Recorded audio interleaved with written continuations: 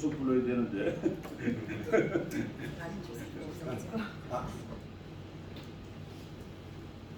내가 옛날에는 출석을 나중에 불렀는데 그러다 보니까 결석이 없어요. 그래서 출석 점수를 10점으로 했는데 10% 전부 10점을 주니까 그래가지고 그래서 이제 일찍 부릅니다. 지각은 9점 주려고. 도대체 뭐 애들이 하도 열심히 공부를 해가지고 A, B 나눠준다는 게 너무 교수로서 힘들어요. 아 이거 참 A인데 이거 B 주제니 참. 그런데 그 아주 제도가 비인간적으로 되는 게 뭐냐면 점수를 입력시키는데 그 컴퓨터로 돼 있어가지고 A가 초과되었습니다 이렇게 나와요. 그 이제 학생이 그 이화여대 같은 경우는 A를 맥시멈 30%를 줄 수 있어요. 그러니까 이제 50명 수업을 했으면은 15명까지 A를 주는 거라 30%. 근데 그게 16명째 되면 딱 띵 하고 나와요. 그래서 야 이거 참 제도 잔인하다 하고서 뭐 컴퓨터가 인간의 언어를 알아듣지 못하죠. 거기서 얘는 A야 그래고 교수는 그냥 하면은 우리가 줄 수 있단 말이지. 16명이면 어때 하고서. 그런데 아주 냉혹합니다. B는 몇 % 이상 줄 수 있다. 뭐 미니멈 맥시멈이 있는데 그거를 초과하면은 전부 다 이 컴퓨터가 이제 입력이 안 돼. 입력 자체가. 그리고 요새는 학생들이 교수 평가를 해야지만 자기 점수를 또 들어가서 볼 수 있어요. 그러니까 이제 교수가 잘 가르쳤다, 못 가르쳤다 그러는데 요새 애들은 교수에 대한 옛날에는 웬만하면 잘 가르쳤다고 써요. 우리 대학교 다닐 때는 뭐 그냥 연필로 쓸 때 교수님이 참 늙었음에도 불구하고 열심히 잘 가르쳤다. 사실은 별로 마음에 안 들어도. 근데 요새 애들은 아주 칼같이 씁니다. 그래서 그 이제 교수의 권위도 많이 없어지고 그런데 학생 점수 줄 때 내가 그래서 아예 첫날 경고를 해요. 너네들이 B를 맞았다는 거는 30% 안에 못 들어갔다는 소리 등수를 얘기하는 거지 너네 퀄리티를 얘기하는 것은 아니다. 그래서 아무리 공부를 못했어도 그게 1등이면 A, 아무리 공부를 잘했어도 31등이면 B. 그 제도가 그래요. 근데 이제 그러니까 A를 맥시멈 30%니까 뭐 이화여대 학점이 좀 짭니다. 그 애들이 저절로 컨닝 제도가 없어졌어요. 우리 때는 이렇게 보여줬거든 보고 쓰라고. 근데 요새는 절대로 안 보여줘. 학생들의 그 인간관계가 아주 살벌해요. 노트도 안 빌려주고 노트 빌려주는 게 없어 아예. 참 그런 그래서 지금 학생들이 1년 동안 코로나 때문에 학교를 안 갔는데 대세가 안 오겠답니다. 안 오겠다래. 학교 오라고 그랬더니 집에서 그냥 컴퓨터로 하겠다고. 근데 그 개념 자체가 바뀐 겁니다. 이렇게 교수가 지식의 전달자를 넘는데 사실은 어떤 뭐 인생의 모범도 되고 그래야 되는데 지금은 뭐 인터넷으로 하면 지식의 전달자 그 이상이 못 되죠.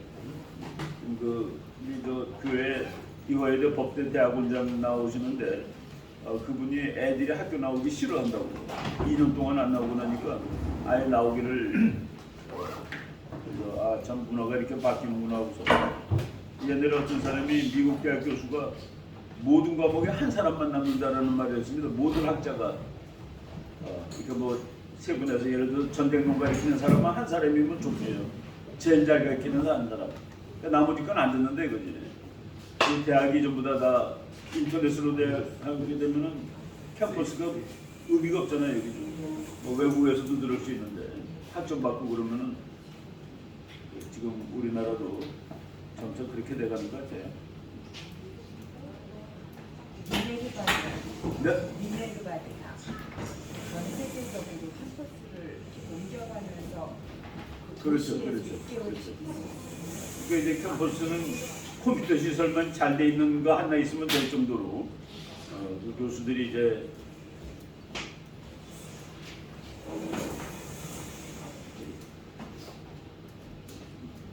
그래도 한 주일 쉬었는데 그 사이에 가을이 된 것 같아요. 참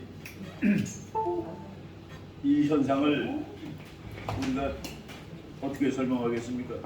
미국의 그 그랜드 캐년을 이제 관광 안내하는 그 미국 사람이 이제 그랜드 캐년을 처음 보는 사람들이 이제 거기다 버스에서 내린 다음에 첫 마디가 이래도 하나님이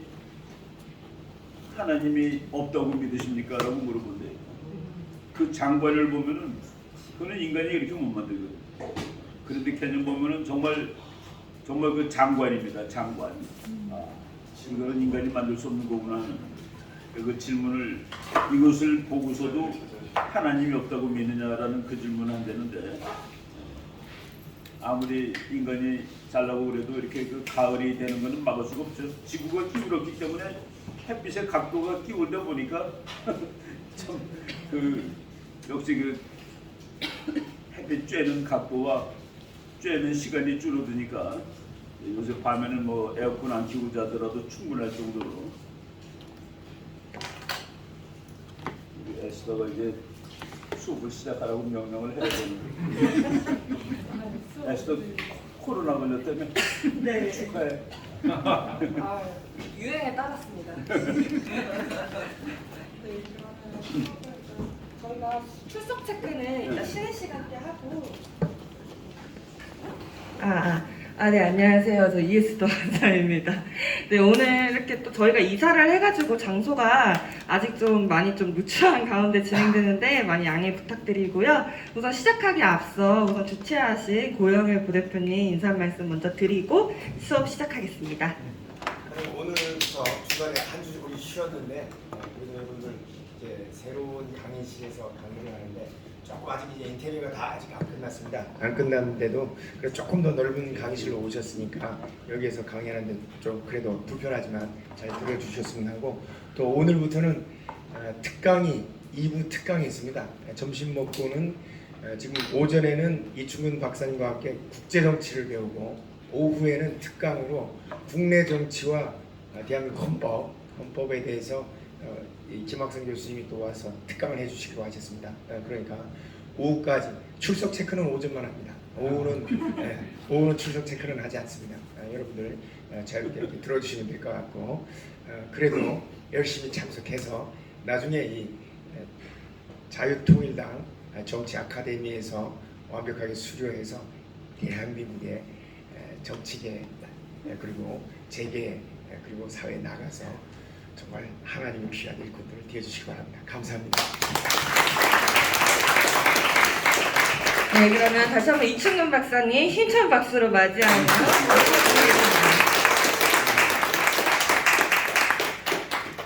요거 저기다 이렇게 연결하는 거예요? 네.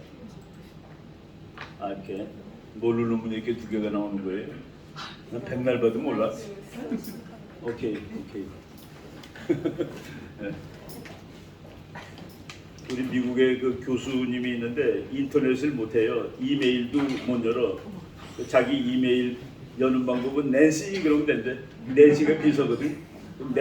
낸시가 와서 열어주는 거야. 읽는 건 하니까. 오늘 벌써 이제 5시간, 1시간 줄었는데도 벌써 5시간이 됐습니다. 오늘 이 강의 주제는 썸네일을 이렇게 붙여나갈 거예요. 국제정치의 무정부적 속성. 국제정치에는 국가들이 그 멤버인데, 그러니까 거기는 정부가 없어요. 우리는 정부가 있기 때문에 여기서 다 질서 유지하고 사는 겁니다. 그러니까 국제정치는 질서가 유지시킬 경찰이 없어. 국제정치에 경찰이 없습니다. 국제정치에 법이 없어요. 뭐 국제법이라고 있는데 그거는 뭐 지킬 놈만 지키는 겁니다. 지켜야 될 나라만 지키는 거죠. 힘센 나라는 안 지켜요. 그래서 국제정치에는 무정부 상태다. 그러니까 영어로 에나킥입니다. 에나킥. 그래서 이 개판이라는 뜻은 아니에요. 국제정치에도 질서는 있습니다. 무슨 질서냐? 깡패들 사회에도 질서가 있죠. 힘의 질서가 있습니다. 국제정치에서 힘으로 질서가 유지된다. 그래서 무정부 상태라는 것은 무질서, 케이오틱 이건 아니에요. 에나킥. 에나킥은 무정부라는 소리인데 그거는 케이오틱하고는 다르다. 국제정치 케이오틱하지 않습니다. 질서가 있어요. 근데 그 질서는 힘에 의거한 질서다. 그리고 패러독스칼. 국제정치는 패러독스가 너무 많아요. 그러니까 우리가 그래서 국제 정치 뭐 나 전학가 다녀요라는 가짜 대학생들이 옛날에 많았는데 그게 진짜 따지고 보면은 그 국제 정치는 우리가 그냥 신문에서 보는 거 가지고 생각해서는 안 된다 이거예요. 거꾸로 생각해야 맞는 게 너무 많기 때문에 역설적이다. 그래서 오늘은 그 국제 정치의 역설적 성격하고 무정부적 속성에 대해서 말씀을 드리겠습니다. 그래서 이제 5교시인데 이제 지난번에 시사를 한 주 빼먹었다 보니까 시사가 좀 많은데 먼저 시사부터 말씀을 드리겠습니다. 우리나라 사람들이 중국하고 뭐 협력 동반자 어쩌고 저쩌고 얘기하는데 시진핑이 8월 19일 날 만주를 방문했습니다. 만주는 중국에서 동북이라고 해요. 동북 쪽이라는 뜻이죠. 거기 가가지고 여러분들 때문에 항미 원조 전쟁에서 우리가 승리할 수 있었습니다. 항미라는 것은 미국에 대항하고 조선을 돕는, 조선을 후원하는 전쟁에서, 그러니까 항미 원조 전쟁이 중국말로 6.25입니다. 한국 전쟁인데 여러분들 덕택에, 그러니까 만주가 갖고 오니까 만주 사람이 많이 왔겠죠. 그러니까 자기네가 6.25 전쟁을 이겼다고 치는 겁니다. 그리고 여러분들 덕택에 이겼습니다. 그 전쟁은 정의로운 전쟁이었습니다. 라고 말하는 사람이 지도하는 나라가 우리의 전략적 협력 동반자라고 이명박도 얘기하고 박근혜도 얘기하고 문재인은 가서 꿇었고 이번 정부가 간만에 그런 얘기 안 하는, 정말 한 거의 20-30년 만에 처음으로 그런 얘기 안 하는 정부다라는 생각이 들었습니다. 그래서 우리가 중국이라는 나라에 대해서 좀 다시 봐야 되는 계기가 있었는데 최근에 내가 이제 오늘 이거는 그 방송으로도 했습니다. 중국이 우리 장관 만나가지고 응당 5가지를 요구해서 응당은 당연히 해야 될 것. 그 중국이 5개 응당을 한국에다 제시를 했습니다. 한국, 너 까부지 말고 이 5개 당연히 해야 할 일을 해. 그 나중에 밝혀진 건데 5개 응당에 대해서 아산정책연구원, 여기는 정몽준 씨가 여기 회장이에요. 이사장입니다. 여기 가까워요. 근데 이제 민간연구단체인데 거기서 아주 간만에 그 괜찮은 보고서가 나왔습니다. 5개 응당에 거기 문장에 이거 뭐 컴퓨터 들어가가지고 구글 들어가서 아산 이슈 브리프 치면 딱 나옵니다. 그거가 여기 이제 여기 나오는 문장이에요. 이게 저자가 따로 돼 있지 않고 그냥 연구소 이름으로 냈습니다. 6.25 전쟁에 중국이 유엔군에 대항하여 참전하지 않았다면 바로 지금 시진핑이 한 말을 그대로 받아치는 말입니다. 중공이 안 왔더라면은 유엔이 승인하고 지원한 대한민국은 이미 자주독립 통일국가가 되었을 것인데 1950년에 우리가 통일국가가 되었을 겁니다. 근데 통일국가가 됐다고 그래서 지금 대한민국이 지금 우리만큼보다 훨씬 더 잘 산다는 보장은 없어요. 한국이 이제 우리 토인비의 이론을 따른다면은 도전이 센 나라, 도전이 심각한 나라에서 문명이 꽃을 피우고 발전합니다. 우리가 응전을 한 거라 그 심각한 도전에 이 험악한 상황에 하다 보니까 대한민국이 다른 나라보다 빨리 발전할 수 있는 그게 있었죠. 통일돼 가지고 좀 뭐 그냥 소프트한 상황에서 살았다면은 이렇게 빨리 고속 성장을 했을지는 모를 일입니다. 이미 자주 독립국가가 됐을 것인데 중국이 전혀 책임감을 느끼지 못하고 오늘의 우리에게 자주를 요구하는 것은 후한무치한 일이다. 이거 아주 세게 잘 썼습니다. 중국은 후한무치한 놈이야라고 쓴 거죠. 한국과 중국의 국가이익이 전면적으로 배치하고 상치하고 있음을 보여주는 언급이다라고 이렇게 얘기할 수 있습니다. 5개 응당에 대해서 아산 연구원이 좋은 논문을 썼다 하는 그런 얘기예요. 우리나라 그 박진 장관 이 사람 아주 괜찮습니다. 왕이보다는 품질이 훨씬 우수한 사람이죠. 옥스퍼드 대학 나왔어요. 영어 엄청나게 잘하고 영어를 뭐 거의 미국 사람처럼 영국 사람처럼 해요. 이 사람은 그 영국 영어 쓰는 사람인데 아주 뭐 플루언트하게 잘합니다.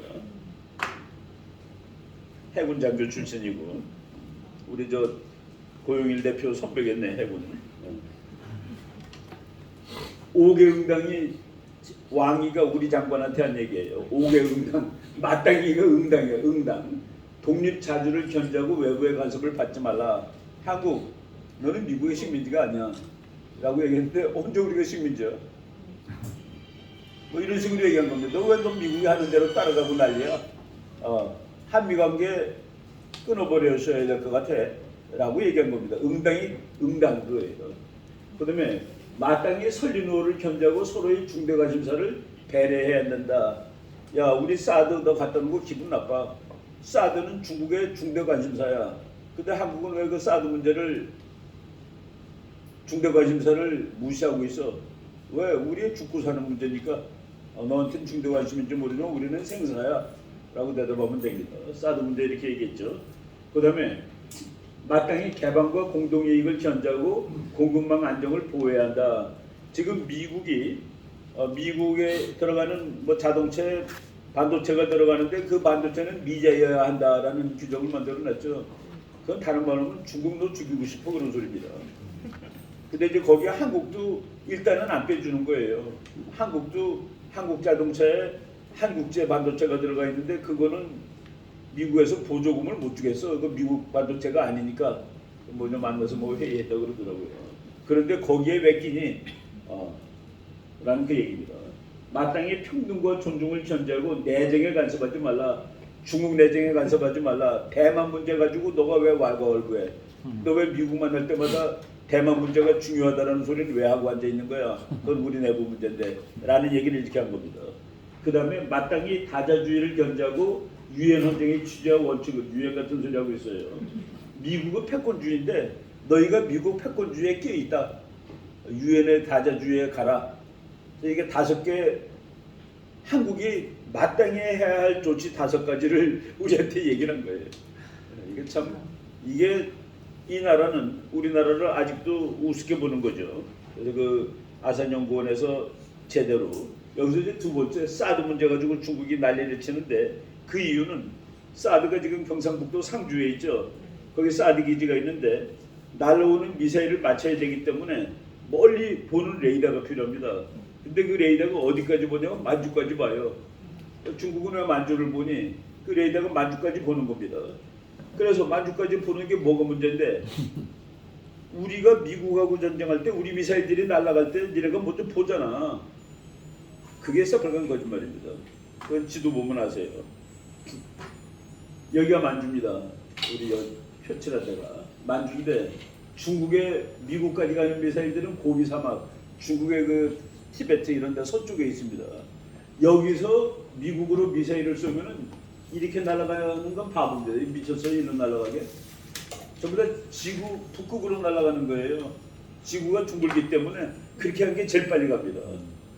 우리가 비행기 타고 미국 갈 때 쭉 올라가서 사하린 있는 데로 해가지고 가죠. 알래스카 쪽으로 해서 미국 갑니다. 뉴욕에서 비행기 타면 거의 북극으로 와요. 올 때 그게 이제 지구본에 보면 그게 직선입니다. 그런데 우리는 이런 지도에 익숙하죠. 이런 지도에 익숙하다 보니까 중국에서 미국으로 미사일을 쏘면 만주로 날아가는구나라고 알고 있는 거예요. 그런데 이렇게 날아가는 겁니다. 이렇게 미국 것도 이렇게 가고 그 위에서 보면 이렇게 되는 거예요. 그러니까 만주를 날아가기 때문에 우리가 미국하고 싸우는데 니네가 그 전략적으로 방해하고 있는 거야라는 것은 이것만 보더라도 말이 되지 않는다. 라고 그냥 하는 거죠. 내가 이거 중국 학자한테 직접 물어봤어요. 그랬더니 우리도 다 알아 그러더라고요. 이거 모르면 학자도 아니지. 뉴욕에서 한번 비행기 타고 와보세요. 그리고 비행기 지도 보면서 한번 와보세요. 요새 그 비행기 그 화면에 지금 날아가고 있는 위치가 나옵니다. 지도가 나오고. 이거 참 어이가 없는 거 아니에요? 이달 말 기지 정상화. 8월 31일 날 기지가 정상화됐는데 아직도 정상화가 안 된 겁니다. 2016년에 갖다 놨는데 2016년에 갖다 놓기로 이제 결정을 했죠. 그리고 이제 문재인 대통령 된 다음에 들어왔는데 아직도 이게 제대로 오퍼레이셔널하게 완성되지 못했다. 그래서 이달 말 기지를 정상화한다라고 얘기를 하니 이게 얼마나 어이가 없는 얘기냐는 그런 얘기입니다. 이제 8월 달부터는 북한 미사일 오면은 이거는 적어도 90%를 맞출 수가 있습니다. 북한 거가 날아오는데 10발 쏘면 9발은 최소한도 맞춰요. 그러니까 참 과학이 발달한 것이죠. 이번 8월 24일이 한중수교 30년입니다. 30년 됐는데 내가 옛날에 그 한중 수교하고서 딱 일주일 만에 중국을 방문했었는데 그때는 가는 비행기가 없었어요. 그래가지고 비행기가 없어서 이 전세기로 갔는데 그때 아시아나 전세기로 갔는데 비행기가 중국을 가는데 저쪽 제주도로 내려가더니 상하이까지 내려갔다가 거기서 유턴으로 꺾어가지고 올라오더니 천진에 내렸습니다. 이렇게 U자로 가고 천진에 내리고 천진에서 봉고차 타고 북경을 간 적이 있었어요. 수교하고 일주일 됐을 때 이제 우리 중국에 뭐 세미나하러 갔었는데 그때만 해도 중국이 대단히 착한 나라였습니다. 아주 선량해 보였습니다, 사람들이. 지금은 30년 지난 다음에 완전히 그 악대군이가 다 됐는데 우리나라 사람들이 80%가 중국을 싫어해요. 이제 중국 대사가 이건 일시적인 것이 아니 일시적인 것이야 라고 했는데 이거는 구조적인 겁니다. 이제 이것은 앞으로 개선될 가능성이 거의 없어요. 모르던 것을 이제 알게 된 거지. 근데 그 알게 된 것은 진실입니다. 진실을 드디어 알게 되었다. 한국 사람 아주 싫어하는데 2002년만 하더라도 중국이 좋다가 66, 중국이 나쁘다가 31. 우리는 무지무지하게 외톨이였습니다. 항상 이쪽이었으니까. 고영일 변호사 항상 이쪽이었죠.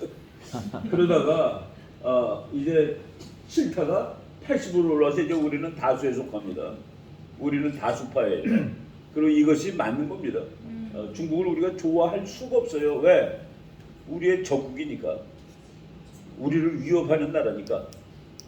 우리의 국가 대전략은 뭡니까? 우리가 정말 간절히 원하는 거는 어서 빨리 통일하여 우리도 힘이 센 나라가 돼서 옆에 있는 강대국의 휘둘림에 휘둘리지 않고 참 평화롭게 사는 일. 그게 우리의 꿈인데 중국이 그 꿈에 정면 반대되는 꿈을 가지고 있습니다. 옆에 있는 조선이 커져가지고 우리를 위협하는 세력이 되는 것은 절대로 안 돼. 이건 피로서도 막아야 돼. 모택동. 그래서 미군이 압록강까지 올라갔을 때 연합군이 압록강까지 올라갔을 때 무려 130만 대군이 와서 40만이 죽었습니다. 중국은 40만의 젊은이의 생명으로서 조선반도의 통일을 막았던 나라입니다. 그 지정학은 지금도 그대로 있는 거예요. 근데 우리가 멋없게 우리랑 전략적 동반자라고 보수 정부도 그렇게 얘기를 했죠. 그리고 박근혜 대통령은 우리가 잘 설득을 하면은 중국이 북한의 팔을 비틀어 줄 거야. 그럼 우리는 통일 국가가 되겠지. 그런 국제 정책 어디 있습니까? 참 천진난만도 그거는 말이 안 되는. 그래서 중국 갔다가 이제 참 망하는 지름길이 됐죠. 근데 우리나라 국민들의 80%가 중국이 싫다고 대답을 했는데 부정적으로 대답을 했는데 미국은 82%예요. 그리고 일본은 87%입니다. 일본이 기록이에요. 그리고 호주와 스웨덴이 86, 83입니다. 그리고 네덜란드 75, 독일과 캐나다가 74. 그러니까 웬만한 자유주의 선진국들 국민의 4분의 3 이상은 중국 저거 안 된다고 얘기하고 있습니다. 얼마나 중국이 뭘 얼마나 잘못했으면 잘못한 것도 없어요. 그냥 싫어. 뭐 그 저 이태리에 있는 멋있는 그 파크 그 분수에다가 오줌 넣고 애들 거기다 발 닦고 중국 관광객들 가서 그러죠. 참 이거 뭐 그렇습니다. 그래서 이제 지금 세계가 중국을 이제 손보겠다고 나가죠. 30년 전에 그 수교한 건데 윤석열, 시진핑 모두 불참. 뭐 갈 이유가 없죠 서로. 그런데 학자들 세미나 하는데 중국 학자들이 중국에서 북경에서 세미나 했는데 세미나 전체를 한마디로 말하면 한국은 주제 파악을 하고 행동하라라는 겁니다. 너야말로 주제 파악을 하고 행동을 해. 너는 2등이라고 그러는데 2등은 맞아. 근데 미국의 10이면 너는 1이야. 상대가 내는 2등입니다. 미국의 마이클 오한론이라는 그 국제정치학자가 그 사람은 전쟁론 전공하는 사람입니다. 미국의 군사력은 중국보다 10배 강하다. 동맹국을 고려하지 않고 계산할 경우 미국의 군사력은 중국보다 10배 강하다. 동맹국을 고려하지 않을 경우 중국은 동맹국이 하나 있어요. 북한. 미국은 동맹국이 45개국입니다. 아직 안 되는 거예요. 근데 그거를 다 된다고 그러고 많은 사람이 중국이 곧 내일 모레 미국 앞선다라고 우리나라 사람들만 G2라는 말을 쓴다는 그런 글도 내가 소개한 적이 아마 있을 거예요. G2라는 용어를 쓰는 나라가 한국밖에 없어요. 물론 두 개를 치면 중국도 들어가지. 예. 뭐 남중국 해와 대만 문제와 관련해 한국은 미국, 일본을 따라 반중 스탠스를 취해서는 안 된다. 뭐 이런 학자들이 뭐 중국의 그 어용, 중국은 다 어용이죠. 거기서 어용한 데면 서바이브가 안 되니까 중국 학자들이 이렇게 떠들어대고 있다는 얘기입니다. 우리나라 사람들이 중국에 관해서 얘기할 때 특히 윤석열 정부 돼가지고 야 윤석열 정부가 중국한테 반중을 하니까 중국이 우리 물건을 안 사가는구나. 그렇게 알면 안 된다는 얘기입니다. 우리가 아무리 친중해도 안 사갑니다. 왜? 세월이 지났어요. 우리가 이거가 이제 예를 들어 한국짜리 칩시다. 미국에서 100달러에 팔리고 있네. 와 우리가 우리 거구나. 우리 건데 보니까 메이드 인 차이나다. 이거가 미국에서 100달러인데 우리가 100달러어치 미국에 판 적이 없어요. 50달러어치를 중국에 팝니다. 요거 부속품들을. 그럼 중국이 조립하고 자기네 뭐 좀 묻히고 그래서 완성품을 미국에다 파는 거예요. 그래서 여기는 상표는 한국 건데 뒤에는 메이드 인 차이나가 되는 겁니다. 그리고 우리는 중국에 수출한 거로 나오는 거예요. 그래서 중국이 내가 언제까지 얘네 부속품 사서 우리 걸 만들어서 미국에 팔아먹겠냐? 그래서 중간재를 지금 중국이 만드는 시점이 됐다는 얘기입니다. 그래서 한국 거를 안 사갈 시점이 된 거예요. 우리가 반중해서 안 사가는 것이 아니라. 근데 뭐 많은 사람들이 우리가 반중하니까 중국이 물건 안 산다고 중국하고 잘 지내고 싶은 사람들이 그런 얘기를 하죠. 그래서 우리가 여기서 한국 건너뛰어야 됩니다. 한국 건너뛰는 것은 헤드 네이션이 되는 거예요. 리차드 로즈크란스라는 미국 학자가 국가가 두 가지가 있다고 그랬습니다. 헤드 네이션이 있고 바디 네이션이 있다고 그랬는데 헤드 네이션은 어떻게 정의를 했는가? 무엇인가를 크리에이트 하는 나라, 무엇인가를 발명하는 나라가 헤드 네이션입니다. 바디 네이션은 크리에이트한, 그러니까 헤드 네이션이 크리에이트한 물건을 매니팩처하는 나라, 제조하는 나라, 조립하는 나라. 그래서 헤드 네이션으로 올라뛰지 않으면은 그 발전이 안 됩니다. 예를 들어서 미국의 애플 헤드폰이 600달러짜리인데 그것을 매니팩처하는 중국 사람이 6불 먹고 그것을 디자인한 미국이 그러니까 600불 중에서 6불 뺀 나머지 전부 다를 미국이 가져가는 겁니다. 그 나라는 헤드 네이션이니까 지금은 그게 없어졌는데 옛날 그 애플 그 뒤에 보면은 조그맣게 디자인드 인 캘리포니아, 메이드 인 차이나라고 써 있었습니다. 아주 건방진 얘기죠. 캘리포니아하고 중국이 동급이 되는 거야. 동급이 되는 게 아니라 더 위죠. 그래서 그 헤드 네이션으로 뛰어 올라야 되는데 그 책이 이 헤드 네이션, 바디 네이션 구분한 책이 나온 거는 한 20년 됐습니다. 근데 그 책에 보면은 지구의 헤드 네이션을 세 나라를 쳤는데 미국, 독일, 일본입니다. 그리고 바디 네이션의 대표가 중국이고 한국은 그 중간으로 집어넣었던 겁니다. 우리가 헤드 네이션으로 올라가야 된다가 바로 이제 박근혜 때 한 거죠. 우리나라가 이제 뭐 창조 경제 뭐 이런 거가 헤드 네이션으로 올라가자라는 그런 얘기를 하는 겁니다. 그래서 이제 중국이 최근에 대중무역 적자는 중국이 중간재를 자국산으로 대체하는 데 따른 결과지 우리가 반중한 결과가 아니다는 얘기입니다. 아무리 반중을 해도 중국이 우리 걸 안 사가면 해외에 팔아먹을 거가 안 생기는데 어떻게 우리 걸 안 사가겠습니까? 중간재 중심의 대중 수출 구조를 이제 소비재 최종재 중심으로 전환해야 한다. 미국에서 말이죠. 미국 사람들이 렉서스를 사는 사람들이 있는데 왜 렉서스를 사냐 물어봤더니 일제 토요타를 사고 싶어서. 토요타가 다 미국에서 만들어요. 토요타 공장이 미국에 있습니다. 그런데 이 사람들이 보니까 이거는 미제 토요타라. 진짜 일제 토요타를 사고 싶어서 렉서스를 사는 겁니다. 그 정도 되면은 이제 그거는 이미 이제 뭐라 그럴까 한급 이제 안정된 상표가 되는 거죠. 안정된 상표의 최고는 모양만 보고 그것이 무엇인지 알 때입니다. 삼성은 삼성이라고 써요 아직도. 근데 나이키는 딱 요거 한다면 다 알아 나이키지. 스타벅스는 스타벅스 커피라고 이제 써 있을 때 그 글자를 떼어버렸습니다. 떼어버리고 그 인어 그것만 가지고 다 알아. 그래서 모든 그 대기업의 꿈은 글자를 띄었는데 보고서 먼저 아는 거. 그거가 되면은 이제 우리도 이제 그거 없이 기아도 KIA라고 쓰죠. 근데 그거 없이도 렉서스는 그냥 L자 가지고 나온단 말이에요. 토요타도 그 토요타라는 글자 아무것도 없어요. 이제 현대도 뭐 H 이렇게 했지만은 하여간 그 지금 우리가 그 소비재 최종재 야 그거 메드 인 코리아 거는 사야지 돼. 미제 소나타는 별로야. 한국에서 만든 소나타를 사야 돼.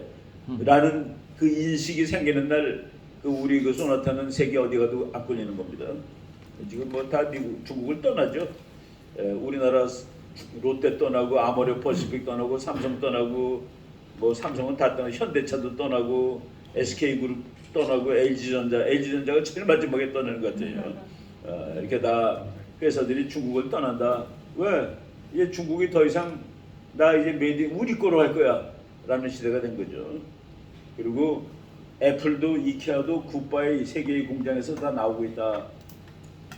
이케아라는 거가 그 뭐 이렇게 우리 이런 가구들 사다가 꽤 괜찮더라고 보니까 중국 뭐 우리가 조립하는 것들 중국 지역별 상반기 GDP 성장률 보니까 놀라울 정도예요. 상하이는 마이너스 5.7입니다.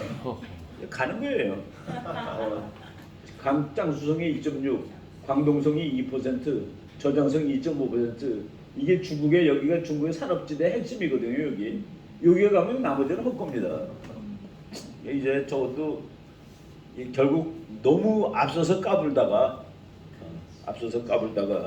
이제 가는 거구나. 김여정이가 우리 일주일 쉬는 사이에 또 까불었더라고요. 뭔 불쌍해 얘기죠. 그러니까 애들이 정말 세계에서 제일 골 때리는 나라를 맡아가지고 엉기고 있는 겁니다. 정말 그 도사들이 맡아도 못 끌고 갈 나라를 맡아서 어린애 둘이 저러고 있는데 좀 애틋하기도 하고 그래요. 고아 같아 고아. 북한 핵 문제는 한 가지 빼놓고 모든 방법을 다 써봤는데 그건 실패답니다. 북한 핵 문제에 안 써본 방법이 뭐 있어요? 얼리기도 하고 군밤도 때려보고 돈도 주고 다 했어. 안 해본 방법이 하나도 없어. 하나 따가는 거 가서 패는 거 하나 안 했습니다. 가서 패는 거 그거 빼놓고 다 해봤어. 근데 이제 윤석열 정부가 담대한 구상해가지고 북한의 핵을 포기하면 그럼 왕창 돈을 내주겠다라고 했는데 전제가 틀렸다라고 누가 또 비난을 하더라고요. 그러면 뭐라고 그래? 북한에 대해서 8월 15일날 뭐라고 얘기해야 되겠어요? 니네가 포기하면은 왕창 주겠다라고 얘기하는 것뿐 방법이 없습니다. 포기하자면 가서 패겠다. 그 얘기는 말로 하는 거가 아니에요. 그냥 행동으로 하면 됩니다. 팰 것 같은 행동을 막 하고 있죠. 지금 여기 비행기들 막 날아다니고 있습니다. 우리 소리 안 들리지? 미군하고 한국군이 땀 뻘뻘 흘리면서 탱크 타고 막 가고 있어요. 정말 몇 년 만에 제대로 훈련을 합니다. 훈련을 하면 친해져요. 우리 여행 같이 가서 뭐 며칠 같이 하면 친해지듯이 군인들은 훈련하면 친해집니다. 미군, 한국군 진짜 서로 쌍소리 해가면서 훈련하는 거예요. 훈련할 땐 다 쌍소리입니다. 그래서 우리 목사님이 쌍소리 많이 하는 거예요. 전쟁하는데 뭐 조용히 일로 가세요. 3대대 앞으로 뛰세요. 야 이 새끼들아 그러면서 그렇게 하면 어떻게 하고서 다 그러는 거예요. 훈련할 때도 전부 욕입니다. 내가 그 팀스피드 훈련을 한번 예비군으로 갔는데 뭐 다 욕이야. 이 무전기가 다 욕입니다.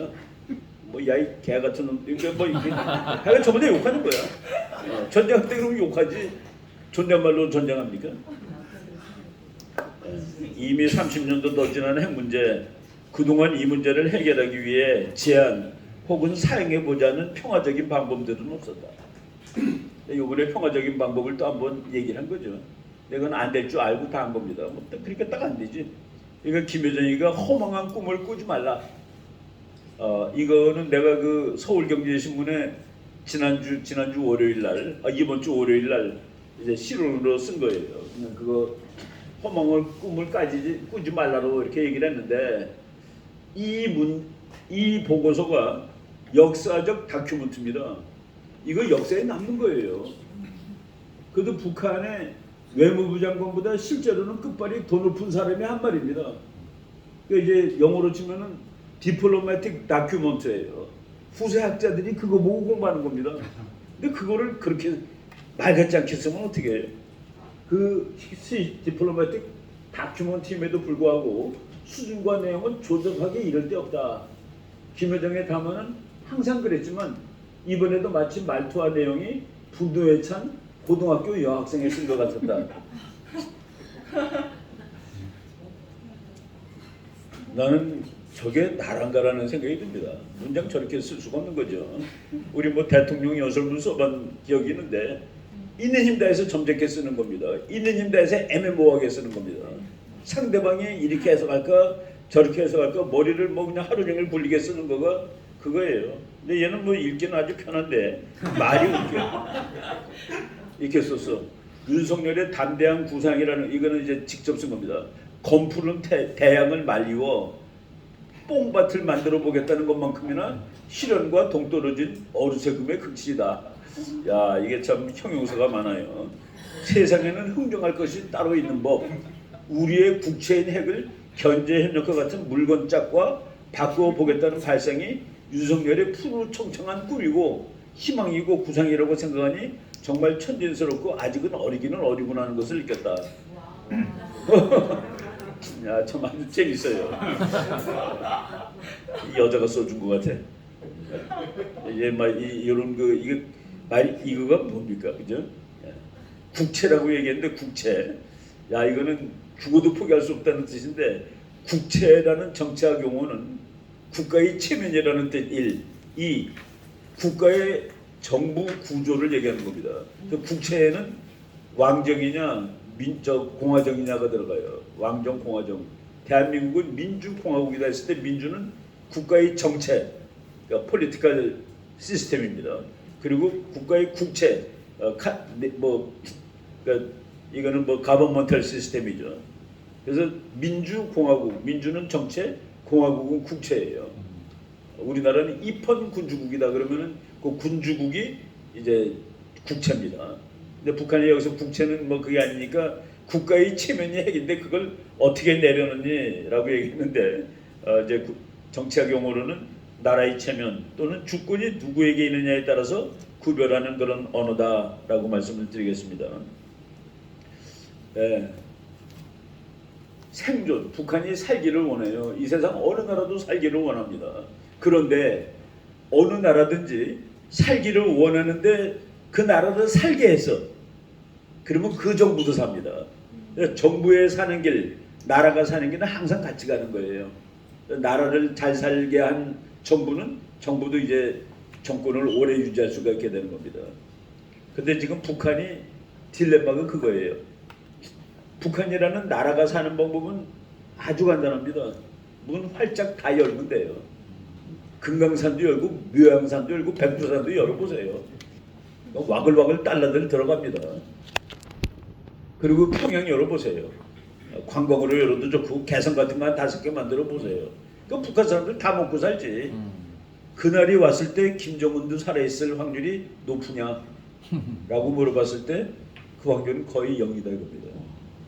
국민들이 이게 아직까지 우리를 속여 먹고 산 놈 아니야? 둘이만 이렇게 호호시간 놈 아니야? 국민들이 가만히 있지 않습니다. 트럼프 대통령이 뭐라고까지 얘기한 줄 아세요? 김정은 만났을 때 네 정권을 살려주겠다고 그랬습니다. 그 문을 열라.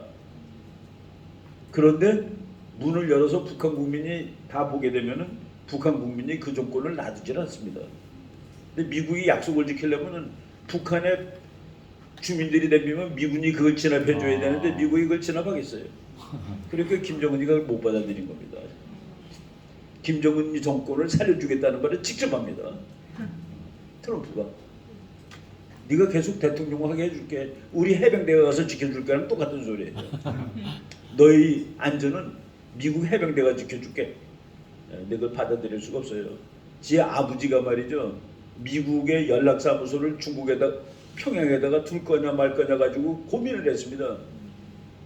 미국의 연락사무소가 평양에 들어가면은 그 미국이 아마 중국 대사관보다 더 크게 질 겁니다.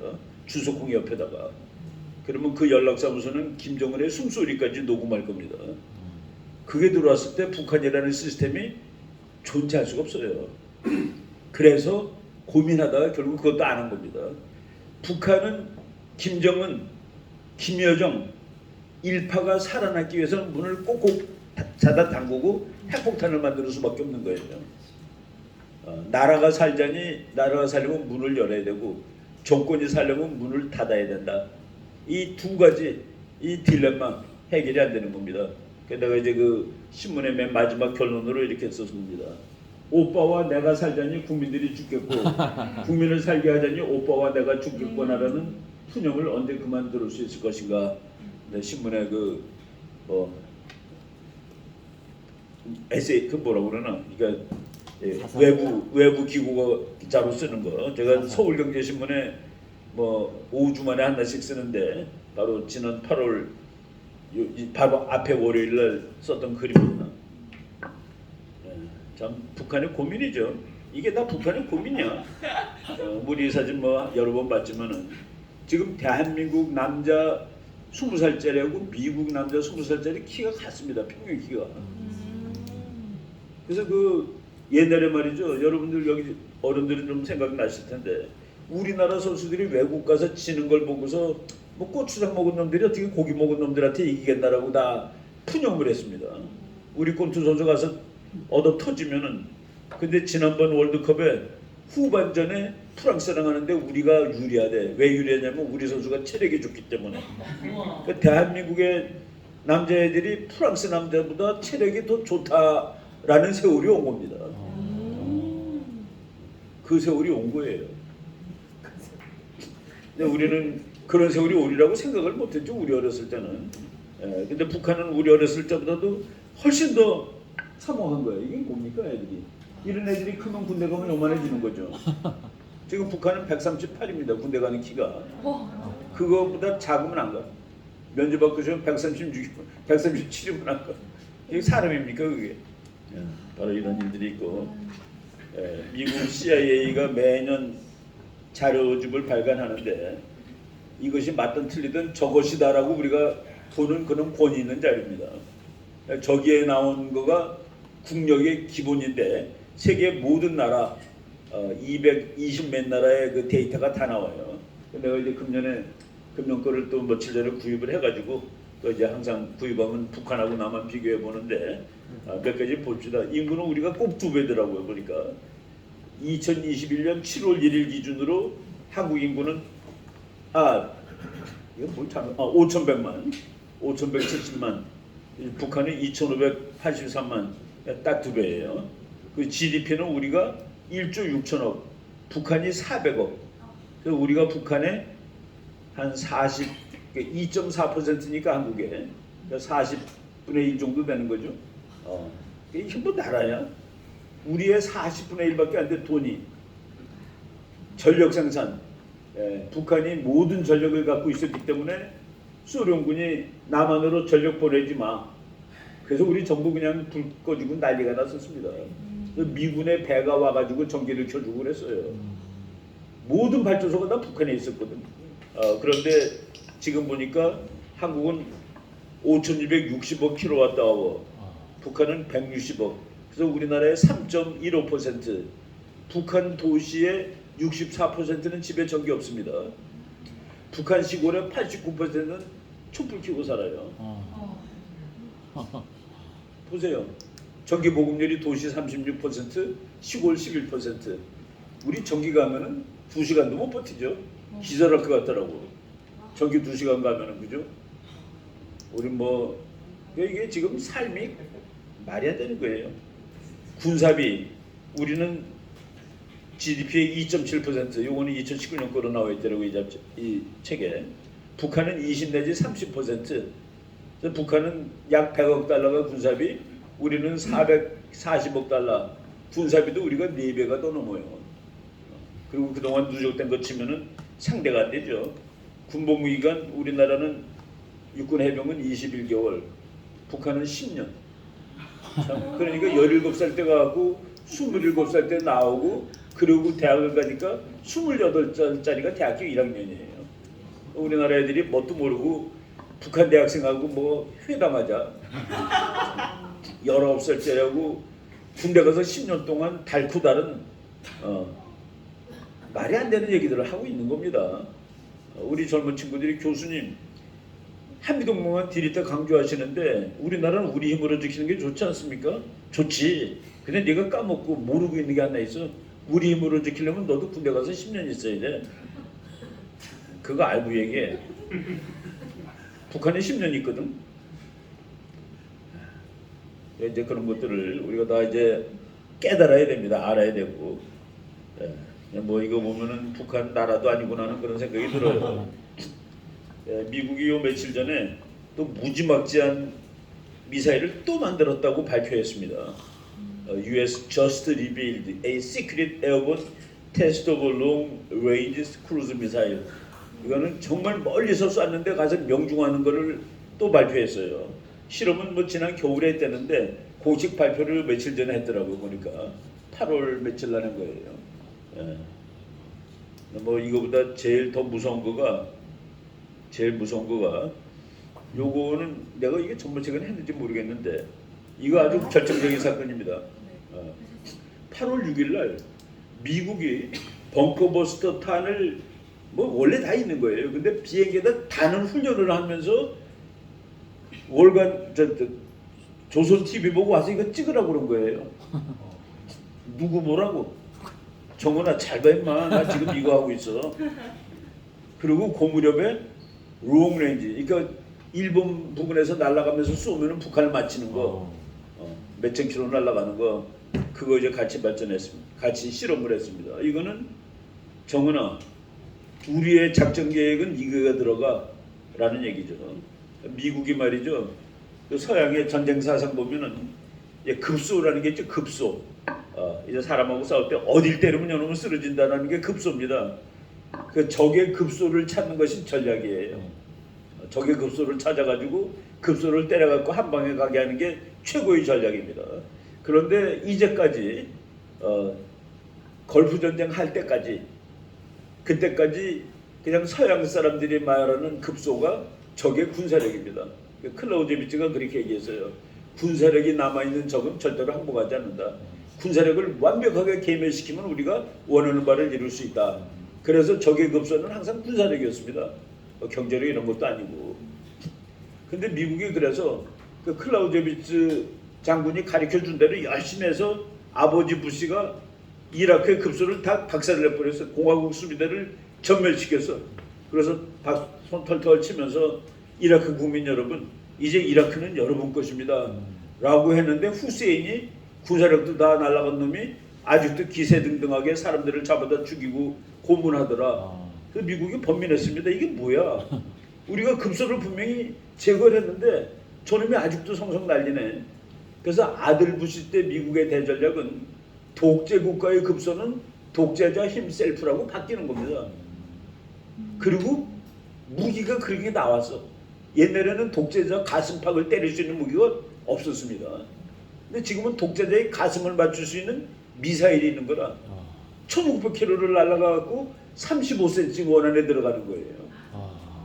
35cm? 나도 35cm 되겠다. 내가 꼴뚜가 편인데. 정은이는 한 70cm 타겟이 너무 커.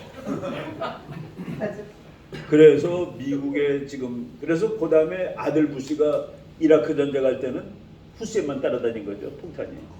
결국 잡아 죽였습니다. 북한한테 이 전략은 유용해라고 얘기하는 겁니다. 마이크 폼페오라고 지금은 이제 뭐 트럼프 대통령의 국가정보원장, CIA 국장 했다가 외무장관을 했던 마이크 폼페오가 북한을 한번 갔었어요. 회담하기 전에 김정은이랑 둘이 딱 만났는데 김정은이가 딱 당신네들이 나를 죽이겠다는 정보가 있어요. 그랬더니 마이크 폼페오가 웃으면서 미국은 적국의 지도자를 죽이는 것을 국가정책으로 삼지는 않습니다. 다만 뭐 이런 놈 FBI, CIA 등등등등 이런 놈들이 당신을 죽이려고 노력하고 있는데 그것까지 다 막을 수는 없죠 라고. 그렇게 썰렁한 겁니다. 국제 정치가. 뭐 어떡합니까? 약하면 그냥 울어야지. 벙커버스터 장착 훈련을 공개하였다. 이거는 이제 북한 TV입니까? TV조선이요?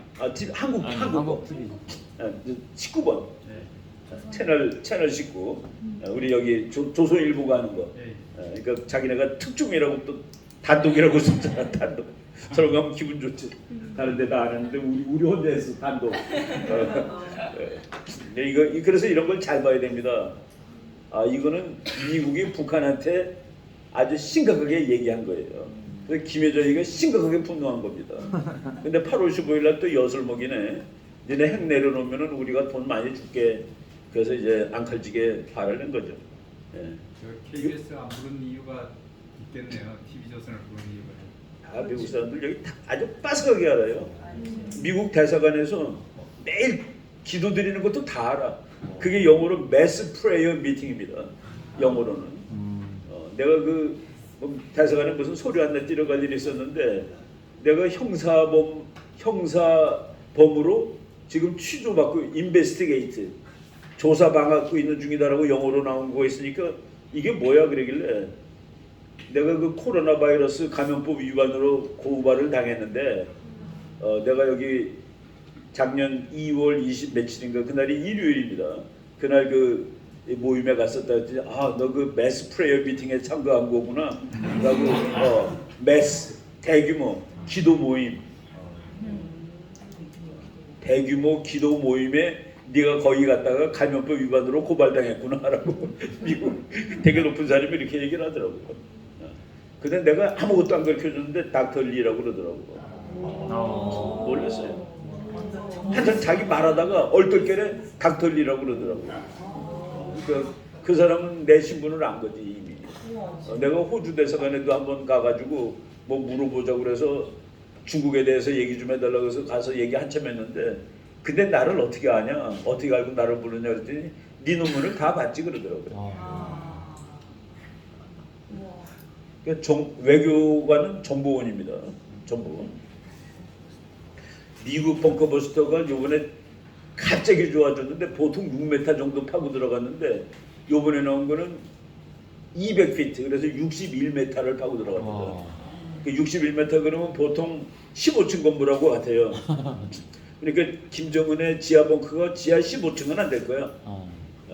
어제 내 진성호 방송이 진성호 좀 과장도 많이 했지만은 보강공사 하고 있다라는 뉴스를 해주더라고. 김정은이 급해 세멘트도 없을 텐데 이거예요. 60m를 파고 들어가서 터진다. 그 상상이 갑니까? 난 그 이해가 어떻게 땅에서 터지지 않고 뚫고 들어가서 터지는 거. 그런 동영상 나오죠. 이거 이해입니다. 이렇게 터지는 거가. 근데 김정은이가 자기 사는 거가 그 독재자일수록 말이죠. 자기 삶에 아주 연연하는 놈들이에요. 자기 삶에 연연하는 가장 끝내주는 자료가 이 허커비 샌더스라는 이 사람이 트럼프 대통령 때 백악관 대변인입니다. 이제 이번 가을에 아카수 주지사 이제 출마 자격을 획득했어요. 이제 나가는데 이 트럼프가 사탕을 건네자 독살 우려한 김정은은 주저주저했다라고 이 사람이 자기 회고록을 쓴 겁니다. 거기에 그 말이 직접 나와요. 트럼프가 이거 하나 드세요 하고 줬는데 그것조차 이게 이 새끼가 나를 먹고 죽여야 거 아니야. 주저주저했다. 트럼프가 까먹으니까 지도 까먹었다 그러더라고요. 그래서 이런 회고록 읽으면 이 사람은 직접 트럼프 옆에서 2년 동안 따라다니면서 하노이 회담, 싱가포르 회담을 했던 사람이에요. 그러니까 잘 알죠. 이 사람이 그 허커비 주지사의 딸인데 이 사람이 허커비입니다. 마이크 허커비라는 사람인데 이 사람은 대통령도 나왔어요.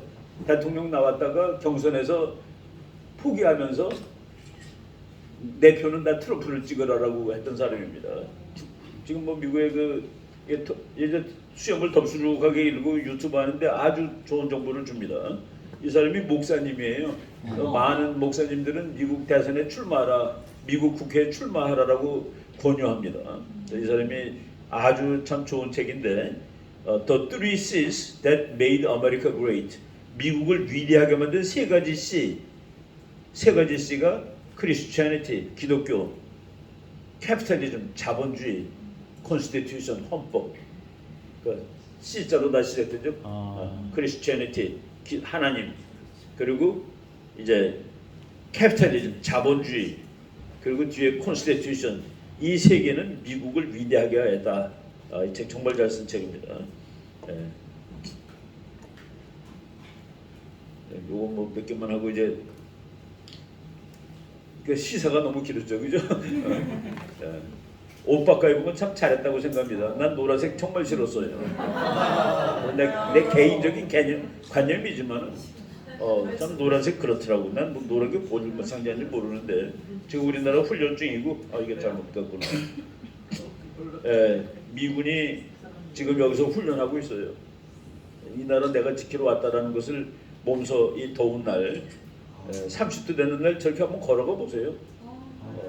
나는 지금도 그 군대 훈련 받을 때 30도도 넘는 날 저러고 걷던 기억이 납니다.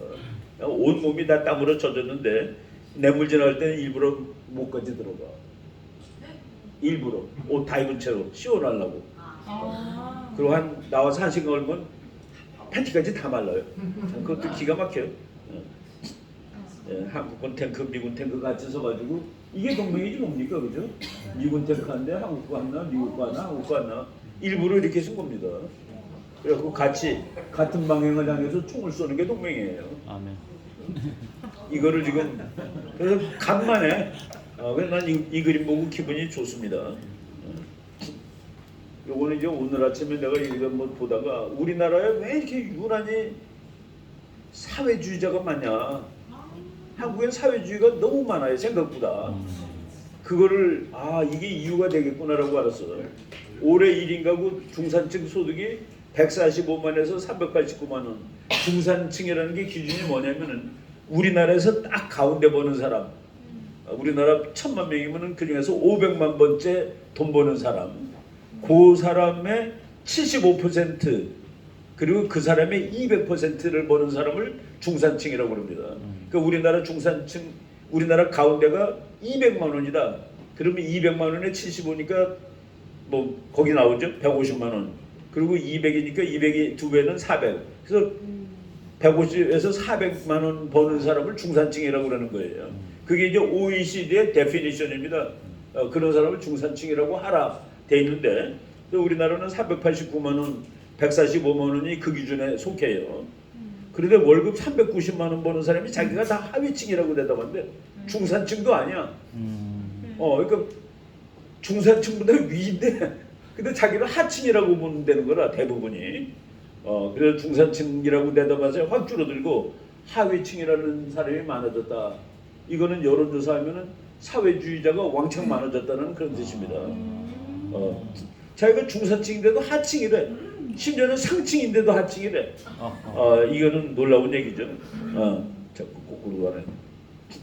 의젓자의 17%가 상위층인데 이 중에서 단 0.7%만 상위층이라고 생각하고 있다.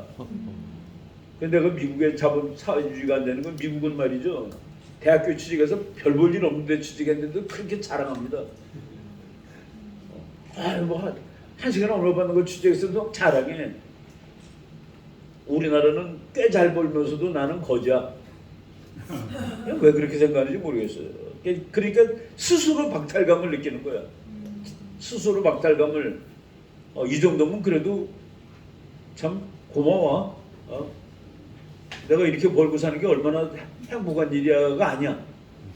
내가 이게 금년 4월에 나온 여론조사 결과인데 우리나라 사람들이 좀 이렇게 허투당하고 있구나. 스스로 허투당하고 있는 거예요. 왜 그럴까 이제 연구해봐야 되는데 우리나라는 가난한 사람하고 부자하고 너무 가까이 살아. 그러니까 부자들이 하는 게 너무 잘 보여. 그런 거 아닌가 하는 생각이 듭니다. 이건 한번 연구해 볼 거예요. 대한민국처럼 정말 고도 급속 성장을 한 나라가 그리고 세계 어디 가도 미국 갖다 놔도 하나도 못 살지 않습니다. 그런 나라 사람들이 왜 나는 이만큼 벌어서 자기는 나는 상층이라고 대답해야 되는데 하층이라고 대답을 할까 하는 그 이유. 이건 뭐 연구 대상인데, 예, 오늘 요거 아침 분야가 여기까지고 잠깐 쉬었다가 그리고 이제 본론 또 합시다. 오늘도 점심 오는 거죠? 예. 신청 가야 하는 거. 아, 미국이 만들어 놓은 무기 중에 우리 지금 맥다니엘 군이 질문한 건데 그 하나님의 몽둥이라는 무기가 있습니다. 무기 이름이 하나님의 몽둥이야. 그러니까 그걸 이제 키네틱, 영어로 키네틱인가 뭐 미국어로 키네틱, 하나는 카이네틱 또는 키네틱이라고 발음하는데 우리 그 연필을 말이죠. 아마 이 건물 7층에 올라가서 연필 놓으면은 좀 밑에 거리는 사람 머리 맞으면 뚫고 나갑니다. 연필을 똑바로 떨어뜨렸을 때 맞으면은 뚫어요. 그게 키네틱, 운동 에너지라고 그러는 건데 미국이 키네틱 웨폰이라는 거를 우주에다가 띄워놓고 있습니다. 근데 그거는 이렇게 생긴 거예요. 그러니까 길이가 6m, 폭이 30cm, 전봇대 비슷하게 생겼는데 앞은 빼쪽하게 이렇게 만들었습니다. 이게 하도 빨리 떨어지면 탑볼이니까 거기다 이제 그 방열재를 씌워서 그리고 떨어질 때 똑바로 떨어지라고 뒤에 나중에 사진 보여드릴게요. 꼬랑지를 달아가지고 머리속은 활 같아. 근데 이놈이 떨어지는데 우주에서 떨어져가지고 땅에 도착하면은 터질 때 물론 땅을 파고 들어가서 터지죠. 그 터지는 위력이 핵폭탄하고 같아. 핵폭탄하고 같아요. 그래서 그거는 한 방에 그러니까 대충 얘기하면은 우리 저 울산 가면은 울산 정유공장 그런 거 있죠. 포항제철 한 방에 다 날아가는 거죠. 그거 한 방으로 큰 공장 하나 다 날리는 건데 미국 사람들이 그 무기 이름을 이제 Rod of God, 하나님의 몽둥이라고 이름을 붙인 거예요. 하나님의 몽둥이. 그거가 우리나라에 이제 미국의 국방장관, 트럼프 때 국방장관이 저 북한 놈들을 전쟁 안 하고서도 다 해결할 수 있는데라고 이제 중얼거린 적이 있어요. 그랬더니 기자가 그런 무기가 우리가 있습니까? 라고 그랬더니만은 그건 말할 수 없다라고 그랬더니 기자 한 녀석이 그 하나님의 몽둥이 얘기하시는 겁니까? 라고 그랬더니만은 이제 영어 기사는 그 국방장관이 가드를 풀었다. 안 가르쳐줘 이러고 있다가 그겁니까? 그랬더니 풀었다 이렇게 설명을 한 거 그렇게 써 있는 거다. 있을 거예요. 당연히 있지. 근데 또 어떤 사람이 그게 중국 거라는 사람이 있어요. 그래서 내가 그 사람이 중국 거라고 우기는데 중국에서 어떻게 무기 이름을 하나님의 무기라고 지게 하나님 있어요 중국에? 공자님의 몽둥이 그럼 또 몰라. 지난주에 그 어떤 사람이 나한테 그 토를 달았는데 내가 그 바이든 대통령이 일본의 군사력은 동북아시아의 선한 힘이다. Force for good in Northeast Asia 그랬더니 교수님 for good이라는 것은 영원한 오래된 그 우리 중학교 때 다 배우는 거죠. 그런 뜻이다고 이렇게 토를 달아놨더라고 밑에다가. 그러면 해석을 해보세요. Force for good. 일본의 힘은 영원한 힘이다? 번역이 안 되잖아. 일본의 힘은 선한 힘이다. 그리고 그거는 미국의 보이스 오브 아메리카에서 그렇게 번역을 한 겁니다. 근데 이제 밑에다가 토를 달았더라고. Force for good 내가 오역했다고. 그래서 그런 거는 for good은 영원히 그런 뜻이지. for good 우리 다 알잖아요 그거. 근데 이제 그 바이든이 Japanese military power is the force for good in Northeast Asia.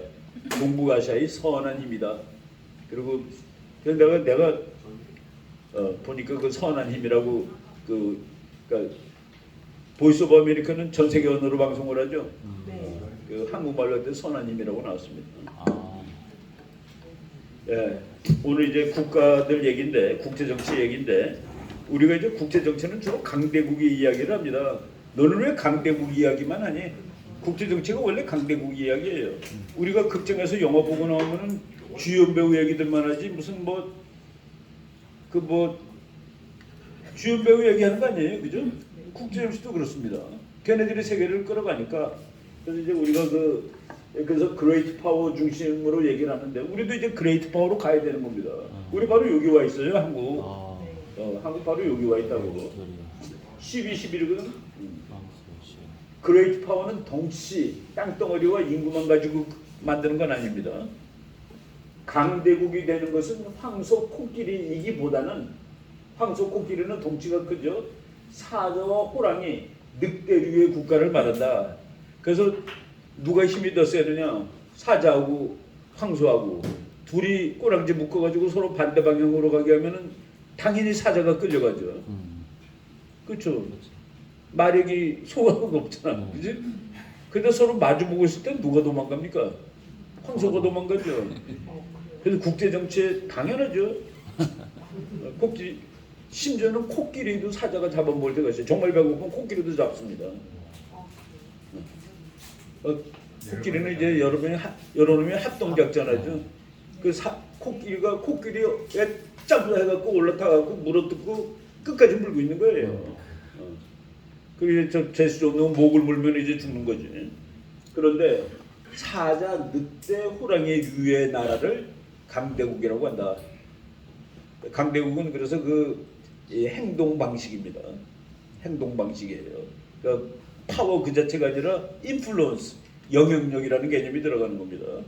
지금 오늘날의 강대국은 뭐 미국은 늑대이기도 하고 땅덩어리도 크죠. 중국은 땅덩어리가 큰데 이제 늑대 흉내를 내기 시작해서 일본은 이걸 뭐라고 해야 돼? 이건 늑대입니다. 이거는 사무라이의 나라고. 사무라이가 뭡니까? 칼 쓰는 지식인이라는 소리입니다. 지식인과 칼이 합쳐져 있다. 그게 일본의 그 아주 그 독특한 무서움이에요. 러시아, 뭐 이것도 전통이 있는 나라죠. 영국, 뭐 늙은 호랑이지만 이거 전통이 있습니다. 독일 게르만, 뭐 게르만의 속성은 호랑이 늑대죠. 프랑스, 뭐 나폴레옹이 있던 나라입니다. 인도가 지금 이제 엄청 커지고 있는데 인구가 이제 곧 중국을 앞섭니다. 인구가 곧 중국을 앞서요. 그리고 이태리는 이거 왜 강대국이냐? 강대국의 조건 중에 하나가 옆에 있는 강대국이 너도 강대국이야. 너도 우리 클럽 멤버야. 라고 껴주면 강대국이야. 근데 이태리는 그런 좀 껴줌을 당한 거야. 프랑스, 영국이 항상 저거 강대국 취급을 해준 겁니다. 이제 국제 정치에서 강대국이 되는 조건, 국제 정치에서 국가의 조건도 시대별로 달라요. 유엔이 지금은 유엔에 가입한 나라가 정식 국가입니다. 또는 가입을 못했어도 유엔에서 인정을 해주는 나라가 국가야, 독립국입니다. 그런데 옛날의 독립국은 당대의 강대국이 나라라고 승인을 해주는 것이. 그러니까 프랑스나 영국이나 독일이나 이런 나라들이 이거 나라야 그러면 그게 나라입니다. 유엔이 생기기 전에 미국이 남북전쟁을 하는데 1년 동안 북군이 져요. 1년 동안 북군이 집니다. 그런데 1년 동안 북군이 지는데 남쪽에도 대통령도 있고 군대도 있고 헌법도 있고 다 있거든. 근데도 이제 이 남쪽하고 북쪽을 싸움을 이제 내란이라고 그러고 있었죠. 그런데 영국, 프랑스, 독일이 야 저거 북쪽이 계속 지는데 이번 전투 하나를 더 보고 그 전투에서도 남쪽이 이기면은 남쪽을 국가로 승인하겠다라고 생각을 하고 있었습니다. 그게 엔티에탐 전투인데 엔티에탐 전투에서 북쪽이 간신히 이겼어요. 만약 그 전투에서도 졌으면은 영국, 프랑스가 남쪽을 국가로 승인을 했으면은 그것은 내란이 시빌워가 아니라 다른 남북 전쟁이 국제 전쟁이 될 뻔했던 겁니다. 왜 그때는 저게 나라냐 하는 것은 그 당대의 강대국이 독립국이라고 승인함으로써 독립국이 되는 거예요.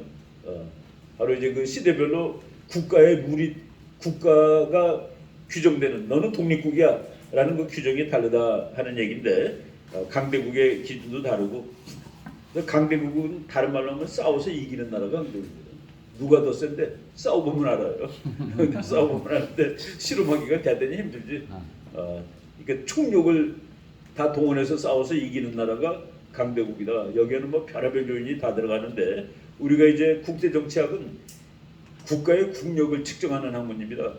국력이 정말 100% 정확하게 측정되는 날 이건 정말 100%야. 그러면은 우리 이 오군의 나라하고 여기 이양의 나라가 전쟁을 할 때 국제정착자가 너가 져, 네가 힘이 약해 라고 해주면 전쟁 안 해요.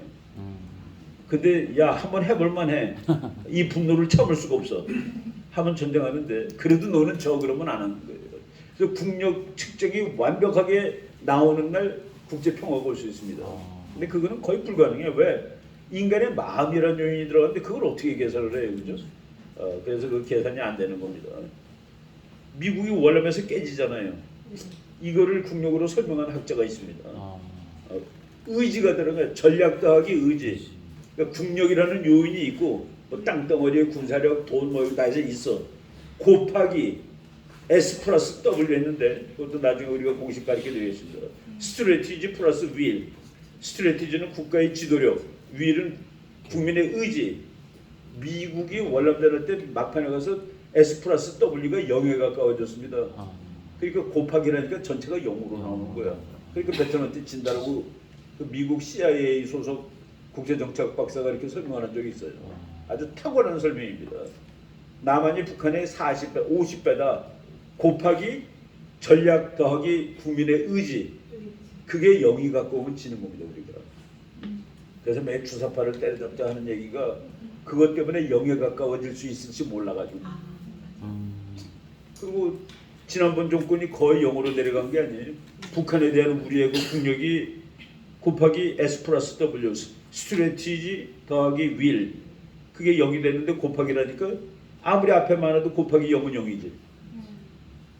그런 그 계산 방법을 이제 뭐 머리 탁월한 학자들이 많아요. 그런 것도 다 계산해 놓고 그러니까 그래서 우리가 월남에서 졌구나. 이렇게 힘이 센데 우리가 왜 지냐. 싸우려는 의지와 전략이 없었어. 그 답이 나온 거죠. 강대국들이 이제 쭉 지금 우리가 여기서 9개 강대국을 했는데 보면은 다 붙어 있어요.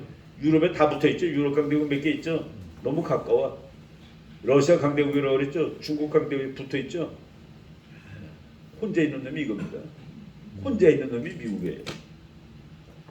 그래서 이제 같이 붙어 있으면 서로 으르렁거리죠. 그래서 힘이 합쳐지지가 않는 거예요. 근데 얘는 혼자 있기 때문에 이 동네는 누구든 미국한테 이기지 못하죠. 그래서 강대국들의 지리적 속성, 지리적으로 홀로 있는 강대국은 오로지 미국이다. 그게 이제 미국이라는 나라의 그 막강함의 기초적 원인입니다. 멀리 떨어져서 혼자 있다. 그리고 위에 아래 이웃들은 전부 허약하다. 허약한 캐나다, 더 허약한 멕시코. 왼쪽에는 물고기, 오른쪽에도 물고기. 내가 한 말이 아니라 1920년대 프랑스 대사인데 미국에서 한 20년 대사한 그 쥐스랑이라는 사람이 이렇게 재수 좋은 나라도 있다. 위에는 허약한 이웃 캐나다, 아래는 더 허약한 이웃 멕시코. 왼쪽에 물고기, 오른쪽에도 물고기. 비스마르크가 이렇게 얘기했습니다. 비스마르크가 독일 재상인데 독일을 통일하고 독일을 강대국으로 만드는데 그때 이제 미국도 그냥 막힐 때예요. 이제 남북전쟁 끝나고 그러니까 하나님께서는 특별히 술주정이와 미국을 사랑하시는 것 같아요. 그렇습니다. 독일의 술주정이가 무지하게 많았던 것 같아요. 아무리 다스려도 안 되는 미국이라는 나라가 이제 그렇게 크죠. 국가 속성을 우리가 알아야 됩니다. 중국하고 러시아가 가까이 있다. 영원한 친구가 될 수 없습니다. 이 둘이는 너무 길어, 너무 길게 붙어 있어. 우리 뭐 그냥 인도하고 중국 이것도 운명적으로 안 돼요. 무슨 이상한 땅 가지고 싸우는데 운명적으로 안 되는 나라입니다. 일본하고 중국 너무 가까워.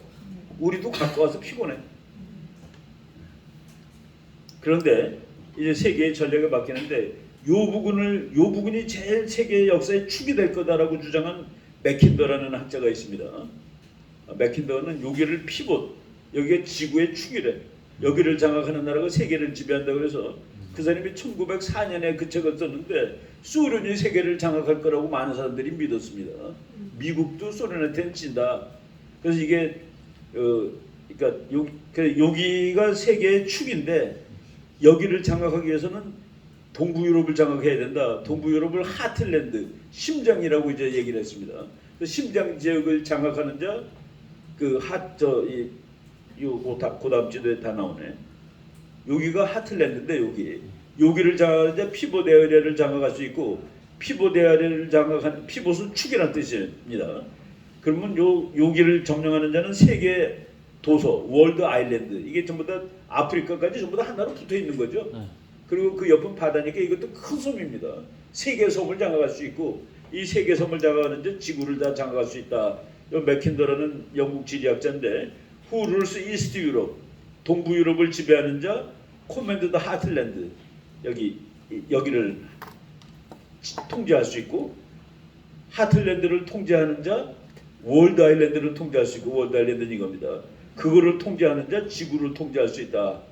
그래서 모든 전쟁은 이스트 유럽을 때리는 겁니다. 독일도 글로 가고 프랑스도 글로 가고. 그래서 이스트 유럽에 있던 나라가 폴란드, 체코 뭐 이런 나라들 출신들이 전부 국제정착자가 되는 거예요. 때려도 터지니까. 그래서 국제정착이 거기서 발달하죠. 근데 이게 맥킨더의 그 이론이 그렇게 영향력이 큰 겁니다. 그래서 미국 사람들이 여기가 지구의 전쟁터죠. 모든 전쟁은 다 여기서 났습니다. 그게 지금 이제 이를 동쪽으로 이사 온 것이 몇 년 안 돼요. 동쪽으로 이사 온 거는 아시아가 유럽보다 돈이 더 많아진 후입니다. 이게 돈이 더 많네, 아시아가. 인구도 더 많고 물론. 그래서 이제 지금 아시아 쪽으로. 근데 미국은 양쪽이 다 중요한데, 옛날에는 대서양 쪽으로 중요했는데 지금은 아시아 쪽으로 중요하죠. 그래서 그 세계의 전쟁터가 아시아로 옮겨가는 데는 이 이론이 있습니다. 이 사람은 미국의 스피크맨이라는 또 유명한 학자인데, 이 사람이 쓴 책이 들고 있는 거예요. 1942년판입니다. 그 나온 지 한 80년대 책인데, America's Strategy in World Politics. 세계에서 미국의 전략. 2007년에 재판이 또 나옵니다. 이 책이. 그러니까 지금도 읽어야 되는 책이에요. 이 책을 뉴욕타임즈가 서평을 하는데, 이 책은 미국의 100만 가정 이상이 읽어야 된다. 100만 가정 이상이 이 책을 사야 된다. 그리고 미국의 전략을 이끌어간 사람은 앞으로 20년 동안 1년에 한 번씩 이 책을 읽을 것이라고 한 책입니다. 그렇게 그 대단한 책인데, 나는 그 2007년 1942년판은 이거는 아마 구하면 이거는 몇천 불도 넘을 거야. 한 권에 몇만 불 달라고 그럴 수도 있어요. 지금 페이퍼백으로 나온 거가 있습니다. 이 사람은 하틀랜드 이론은 틀렸어. 그건 아니야 하고 자기 나름대로 새 이론을 만들었는데, 하틀랜드는 여기인데, 여기를 점령하는 자가 세계를 점령하는 게 아니라 여기를 점령하는 자가 세계를 점령해. 그래서 이걸 림랜드라고 이름을 붙였어요. 림이 뭡니까? 우리 여기가 림이야. 컵의 이 부분이 여기가 림입니다. 주변. 그 하틀랜드의 주변을 다 장악한 나라가 세계를 장악해. 그래서 미국의 모든 전략은 림랜드 있는 나라와 동맹을 맺는 것이 미국의 대전략입니다. 그래서 일본, 한국, 미국이 지금 동맹 맺은 나라는 전부 림랜드야. 그러니까 그 월드 아일랜드, 그러니까 아프리카, 아시아 대륙의 변두리 부분에 있는 나라들을 전부 미국이 여기 있는 나라들, 영국, 유럽에 있는 여기 변두리, 유럽 대륙, 지금 미국이 이걸 다 가져왔죠. 그게 바로 스피크맨 이론입니다. 저 사람 이론은 뭐냐면, 하틀랜드는 틀렸다. 그러니까 동부 유럽을 점령하는 자 심장 지역을 점령하고, 심장 지역을 점령하는 자 세계 도서를 점령하고, 세계 도서를 점령하는 자 세계를 지배한다라고 했는데, 림랜드를 지배하는 자가 유라시아를 지배하고, 유라시아를 지배하는 자가 세계의 운명을 결정한다. 이게 2차 대전 이후에 미국의 대전략입니다. 그렇죠. 그 미국은 림랜드에 있는 나라, 중국을 뺏긴 게 아주 참 슬픈 일이었는데, 어쨌든 소련을 날려버리는데, 미국의 모든 동맹국은 림랜드에 있는 나라들이다. 일본, 한국, 베트남, 이거 전부 다 림랜드, 독일, 서독까지 다 림랜드예요. 영국. 그래서 저 이론이 지금 더 맞는 거가 됐죠. 지금 현재는. 그래서 이렇게 학자들이 저렇게 그 설명을 하고, 이것은 100% 맞는 건 아니에요. 그럼에도 불구하고 세상사를 저렇게 설명이 된다라는 얘기입니다.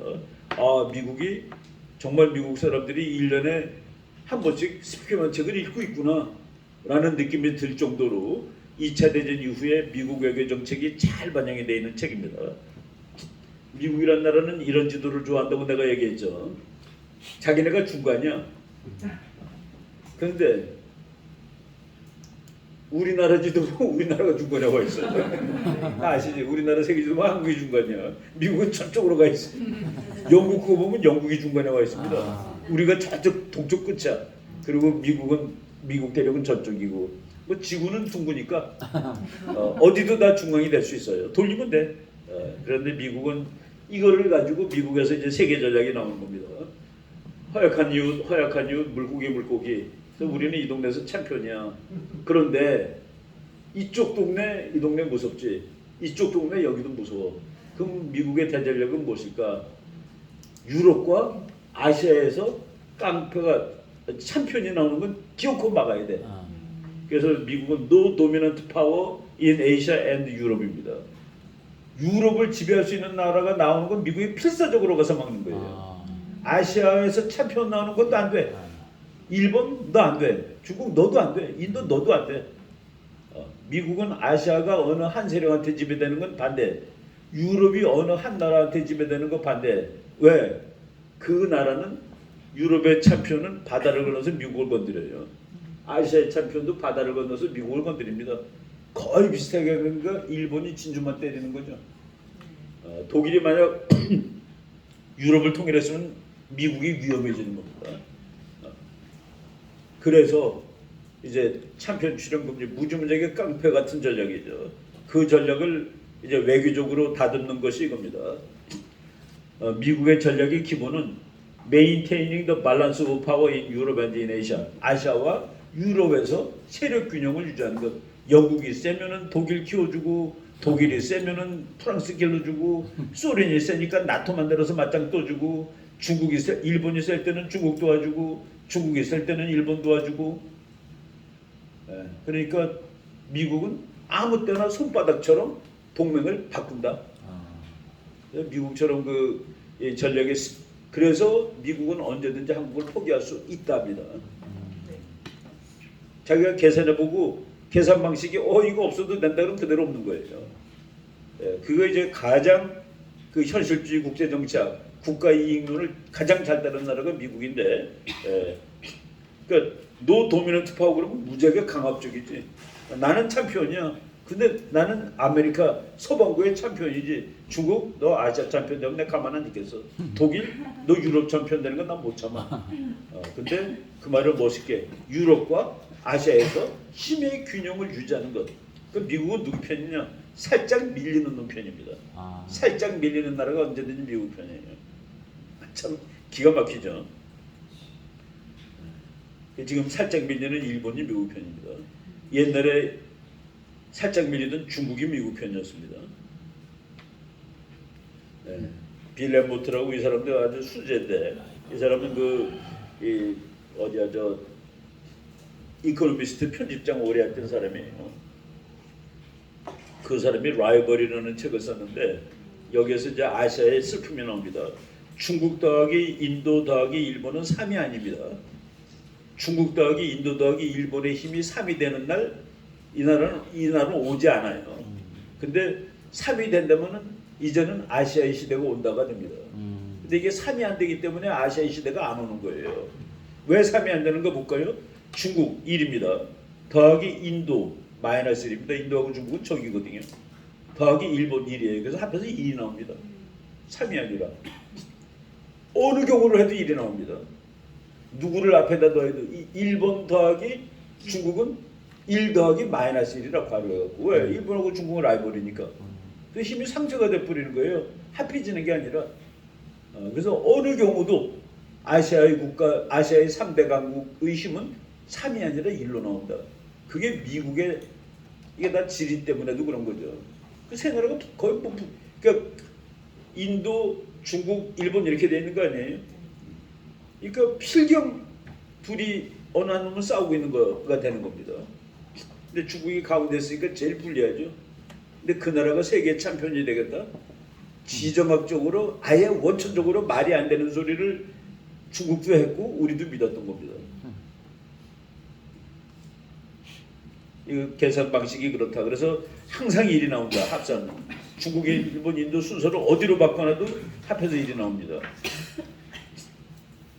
중국이 자유민주주의 바뀌면 그러면 쪼개지죠 나라가. 강대국 때에서 탈락하죠. 저 이거는 노멀 사이즈가 아니에요. 저 나라를 유지하는 방법은 독재밖에 없습니다. 저렇게 큰 나라가 유지가 되려면은 연방제로 갈 수밖에 없어요. 미국이란 나라가 그래서 무서운 겁니다. 그 큰 거를 연방제로 해서 50개를 섞어놓은 거예요. 미국은 헌법에 규정되어 있지 않은 모든 권리는 주에 속한답니다. 헌법에 이거 보니까 안 나와 있어요. 그러면 그 권리는 주가 갖고 있는 거예요. 그렇게 유나이티드 스테이츠 국가들의 연합이죠. 합중국이죠. 근데 중국도 그렇게 돼야 되는데 그렇게 되면은 그게 민주주의로 가는 수밖에 없는 거죠. 그럼 티베트 독립이나 마찬가지죠. 그리고 위구르 독립하는 거죠. 광동성 독립이죠. 복건성은 나는 대만하고 합칠까 그럴 걸 아마도 돈 많은 쪽으로 합쳐지니까. 그래서 중국이 이제 그걸 못하는 그 딜레마입니다. 중국에 민주주의라니까 나라가 쪼개지겠고 계속 누르고 있자니 덤벼들고 국민들이. 중국의 아파트 1억 채 값인 거 알죠? 아파트 1억 채 값이면 미국 사람이 다 들어가 살 수 있는 집이에요. 한 집에 3명씩 들어가면 되잖아. 3억이니까. 근데 그 나라가 미국을 앞선다고 믿고 있는 한국 사람들은 뭐예요? 미국의 최근의 계산 방법이 아시아의 3대 강국은 일본, 인도, 중국이라고 치는데 재팬 더하기 인도 더하기 베트남 요 세 나라는 우리 문재인 대통령 있을 때 또는 김대중 노무현 있을 때 일본, 인도, 베트남은 줄기차게 미국 편이었습니다. 이 나라 세 개를 더한 것이 중국보다 군사, 경제, 인구에서 더 많다라고 미국이 판단하는 거예요. 아시아의 세 놈이 내 편이야. 그래서 한국의 중요성이 팍 내려가는 겁니다. 그때 우리가 너 가라. 오케이 갈 수 있어. 네 한번 잘해봐. 라고 할 수 있는 겁니다. 야 우리나라 전력적으로 중요하기 때문에 미국이 결국 포기하지 않을 것. 이 아니게 되는 이 산수가 나온다는 그 얘기입니다. 그래서 우리가 대미 정책이 중요하고 가서 미국 야 나 우리 너 좋아하고 우리 너랑 잘 지낼 거야. 이렇게 얘기해야 되는 것이죠. 이 개선법에 의할 때 한국의 가치는 대단히 약해진다. 지금 우리가 국제정치 공부하는데 우리나라가 그렇게 이제 뭐 널널하게 야 뭐 미국이 지가 좋아서 여기 지키는 것이지라고 그렇게 뭐 큰 소리 할 그렇게 여유가 많은 건 아니다는 얘기입니다. 중국이 인도가 아그니 미사일이라는 걸 만들었는데 요놈이 딱 5,000km로 가요. 5,000km 가는 건 뭔지 아세요? 미국하고 일본을 안 맞히는 겁니다. 중국만 때리는 거예요. 중국만 가는 겁니다. 이거 만들 때도 다 그런 계산하고 하는 거예요. 일본, 나는 너하고는 안 싸워. 그거죠. 인도는 왜 5,000km 날아가는 미사일을 가지고 있는가? 8,000이나 만 킬로가 아니라 우리 중국하고만 싸우면 되니까. 그러니까 중국하고 열심히 싸우기 때문에 미국이 그냥 너 내 편이하고 적극 도와주니까. 그리고 한국도 지금 한국의 큰 공장들 인도로 무지하게 많이 가고 있습니다. 그건 어떻게 할 수 있냐면은 삼성 가서 강의해 보면 알아요. 삼성에서 강의할 때 내가 이제 글로벌 뭐 하는데 가서 강의를 하는데 이제 갔다가 온 사람들 갈 사람들 전부 다 이렇게 교육을 시켰는데 나라 이름 쓰고 그 뒤에 앉아 있어요. 미국, 일본, 중국, 인도, 베트남. 베트남으로 가는 사람이 중국으로 간 사람보다 더 많아. 인도. 내가 당신네들이 앞으로 21세기 주역이 될 거라고 이렇게 농담하고 그러는데 그러니까 우리나라 회사들이 다 글로벌 회사들 아닙니까? 그래도 우리나라 회사들은 글로벌 회사면서도 되게 애국적이에요. 우리나라 삼성 다 애국적이고 그놈들이 만약 미국의 페이스북이라든가 트위터처럼 글로벌리스트 되면 아주 꼴로 갑니다 이거. 걔네들은 야 이게 나라가 뭐야? 우리가 더 센 거 아니야? 우리 세계를 상대하는데 대한민국한테 삼성이 밀려야 돼?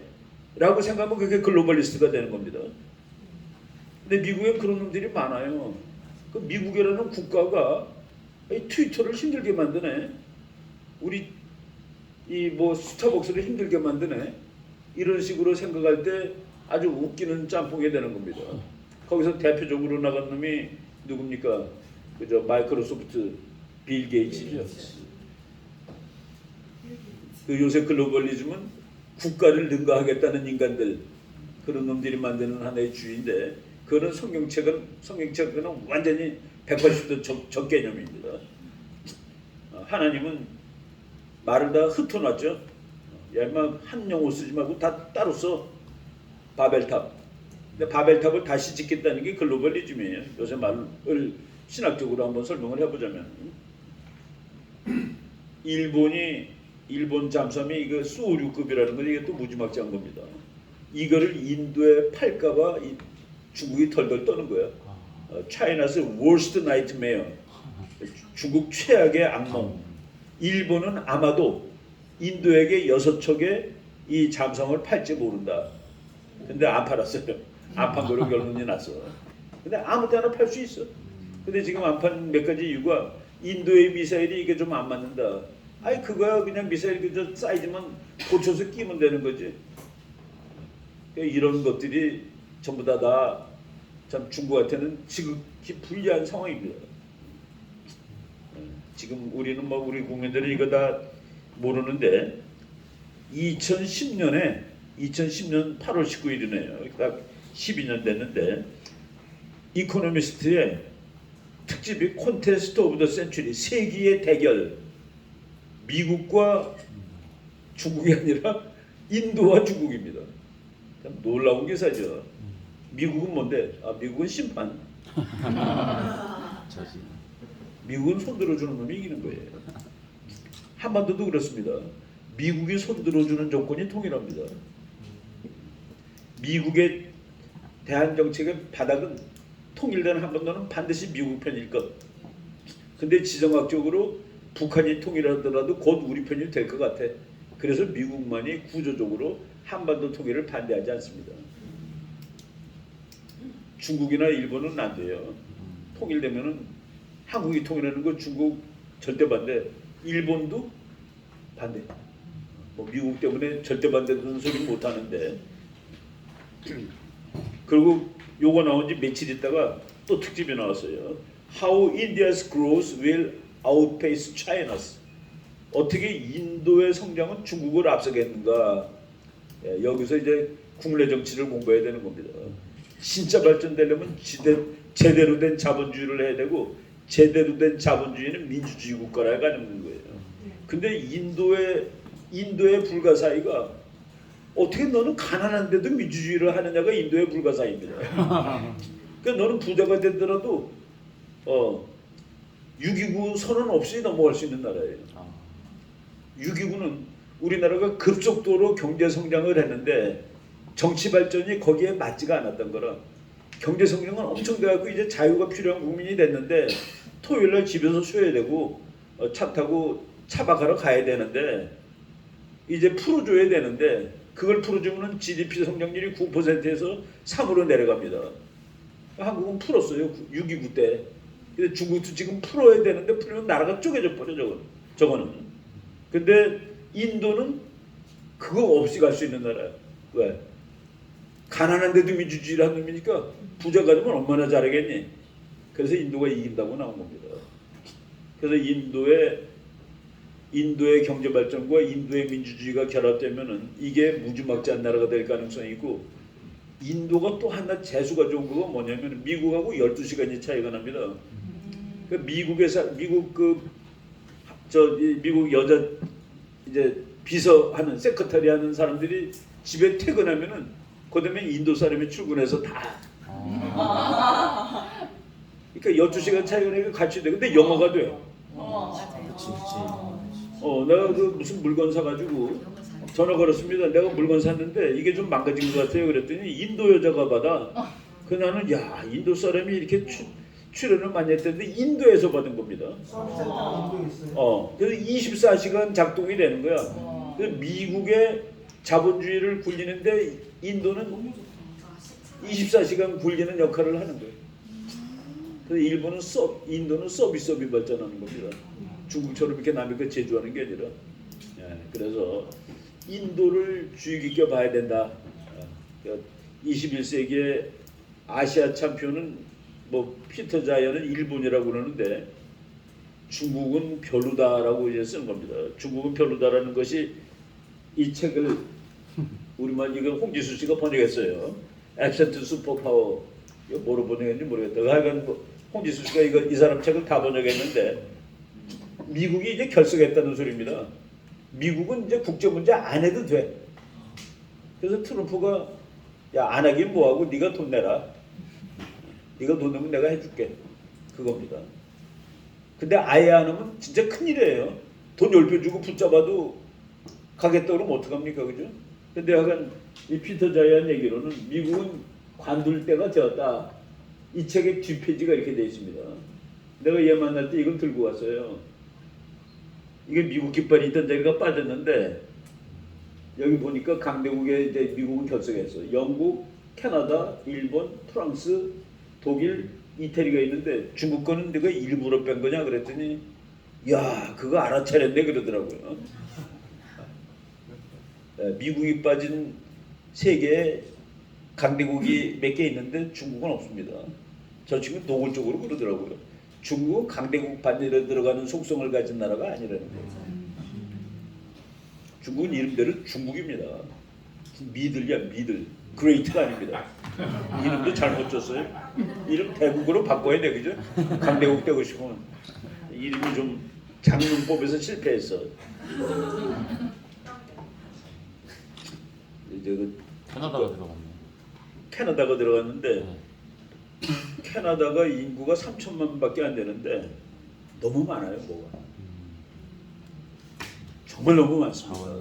자원이 많고 석유 많고 나무 많고 뭐 나무 정말 한 채로 집 맺혀질 한 그루로 맺혀질 그런 이 무지막지한 나무들. 그래서 캐나다는 깃발이 아예 단풍나무로 돼 있지 않습니까? 단풍. 그래서 내가 그 캐나다 교수한테 물어봤어요. 이게 뭐냐 그랬더니 이쪽에 빨간색 그리고 단풍 그리고 빨간색인데 태평양, 대서양, 캐나다 이런 뜻이래요. 큰 놈이 또 스타일도 다르구나. 캐나다 군함을 봤는데 자기네들의 이 논리는 숫자는 미국보다 작지만은 미군이 갈 때 같이 따라다닐 수 있는 해군. 퀄리티가 미국하고 같은 해군을 지향한대요. 그러니까 뭐 우리 바이크 하이킹을 가자. 바이크 그러면 자전거도 되고 오토바이도 되죠. 근데 다른 놈 다 오토바이 타고 나는데 혼자 자전거 끌고 나가면 하이킹이 되겠습니까? 바이크는 바이크지, 그죠? 바로 그런 식으로 그 퀄리티가 맞아야 되는데 캐나다가 그렇게 캐나다 해군이 그렇게 얘기하더라고요. 우리는 척수는 적지만은 미군이 갈 때 같이 따라다닐 수 있다는. 이거 보면은 얘가 그래도 꽤 똘똘한 친구인데 그렇게 얘기를 했다는 얘기고. 미국 세계 5대 국제정치학자에 들어갑니다. 스티픈 월트라는 친구인데 미어쉐이머도 5대 국제정치학자에 들어가요. 이 사람이 조금 더 높이 나옵니다. 오히려 등수가. 근데 이 사람이 한 말이에요. 트위터에 쓴 겁니다. The happy truth, 행복한 진실은 is that the US is already very secure. 미국은 이미 너무나도 안전하고 and it enjoys, 즐기고 있어요. geopolitical advantages, 지정학적인 이점을 즐기고 있어. that other state can only dream about. 다른 나라는 그냥 꿈에서나 상상할 수 있는 지리적인 이점을 우리는 즐기고 있지. 그 지리적인 이점이 뭔지 보겠습니다. 미국은 이렇게 생긴 나라고 중국은 이렇게 생겼어요. 중국은 뭐 자기네들이 닭이라고 그러더라고요. 닭 벼슬이야. 숱하게. 미국은 이건 뭔지 모르겠는데 진짜 그냥 작대기되고 자대고 큰 거예요. 49도입니다 이게. 그냥 쭉 자른 거예요. 그런데 땅 넓이로 세계 영토 테리토리가 미국이 세계 3위, 중국은 세계 4위예요. 중국이 4위, 미국이 3위. 미국이 더 넓어요. 근데 땅 넓이는 중국이 3위고 미국이 4위야. How? 영토는 미국이 3위, 중국이 4위. 땅 넓이는 중국이 3위, 미국이 4위. 어떻게 그런 황당한 숫자가 나올까? 예, 한강 넓이는 한강은 우리나라 영토에 포함됩니다. 충주호도 우리나라 영토에 포함됩니다. 근데 물을 빼고 땅만 계산하면 중국이 넓어요. 근데 물까지 계산해서 영토로 치면 미국이 더 넓습니다. 그래서 미국 땅이 좋다는 거예요. 물이 많은 땅, 물이 충분한 땅. 세계에서 물이 제일 충분한 게 미국입니다. 오대오는 얼마나 넓은 줄 아세요? 오대오 다 치면 우리나라 남북한 합층보다 더 넓어요. 이런 무지막지한 담수호, 이것도 맹물이야. 소금물이 아니라. 이게 빙하가 녹아서 이렇게 만든 호입니다. 미시간 호수 같은 거 보면 길이면 900km인가 그래요. 그래서 그런데 국경선이 긴 나라일수록 불리하죠. 그런데 중국의 육지 국경선은 22,000km인데 미국은 육지 국경선이 12,000km야. 중국이 1.87배가 길어요. 그래서 중국은 국방비가 미국보다 1.87배가 본질적으로 더 들어. 근데 미국은 허약한 이후 캐나다, 더 허약한 멕시코야. 미국의 모든 국경은 두 나라 하고 있습니다. 중국은 악마들이 14나라가 붙어 있어요. 북한, 러시아, 몽고, 탄자 들어가는 고약한 놈들, 그리고 인도, 네팔, 베트남, 그리고 붙어 있지는 않지만 아주 가까이 있는 최대 악마 일본. 그래서 스테픈 월트 같은 사람은 어떻게 인도가 미국하고 중국이 지정학적으로 미국하고 맞짱을 뜰 원천적인 근거가 없는 나라다라고 보는 겁니다. 예, 여기 요거 나중에 보세요. 육지 국경선이 중국은 2만 킬로가 넘고 미국은 12,000km. 그 요거가 너무나 차이가 나는 거죠. 그 중국이 불리한 겁니다. 예, 미국은 이 호수들 가서 바다에 바다. 끝이 안 보이는 게 바다지, 그죠? 저쪽 땅이 안 보이면은 그게 바다지. 이 호수가 다 그렇습니다. 그래서 미시간호가 이만한데 남한이 요만해. 미시간 호수 길이가 남한 길이랑 거의 같아요. 그러니까 뭐 이게 참. 예, 그래서 요 시카고가 미시간 호수에 붙어 있는데 거기 그 노스웨스턴 대학에 내가 갔었는데 노스웨스턴 대학에 그 비치가 있습니다.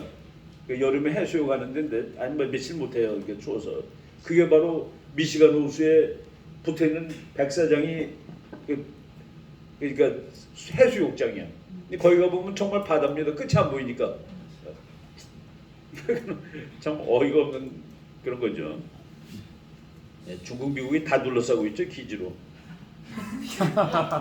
다 미국 기지야 이게. 그러니까 중국이 볼 때 미국이 공격적이다라는 말을 할 수밖에 없어.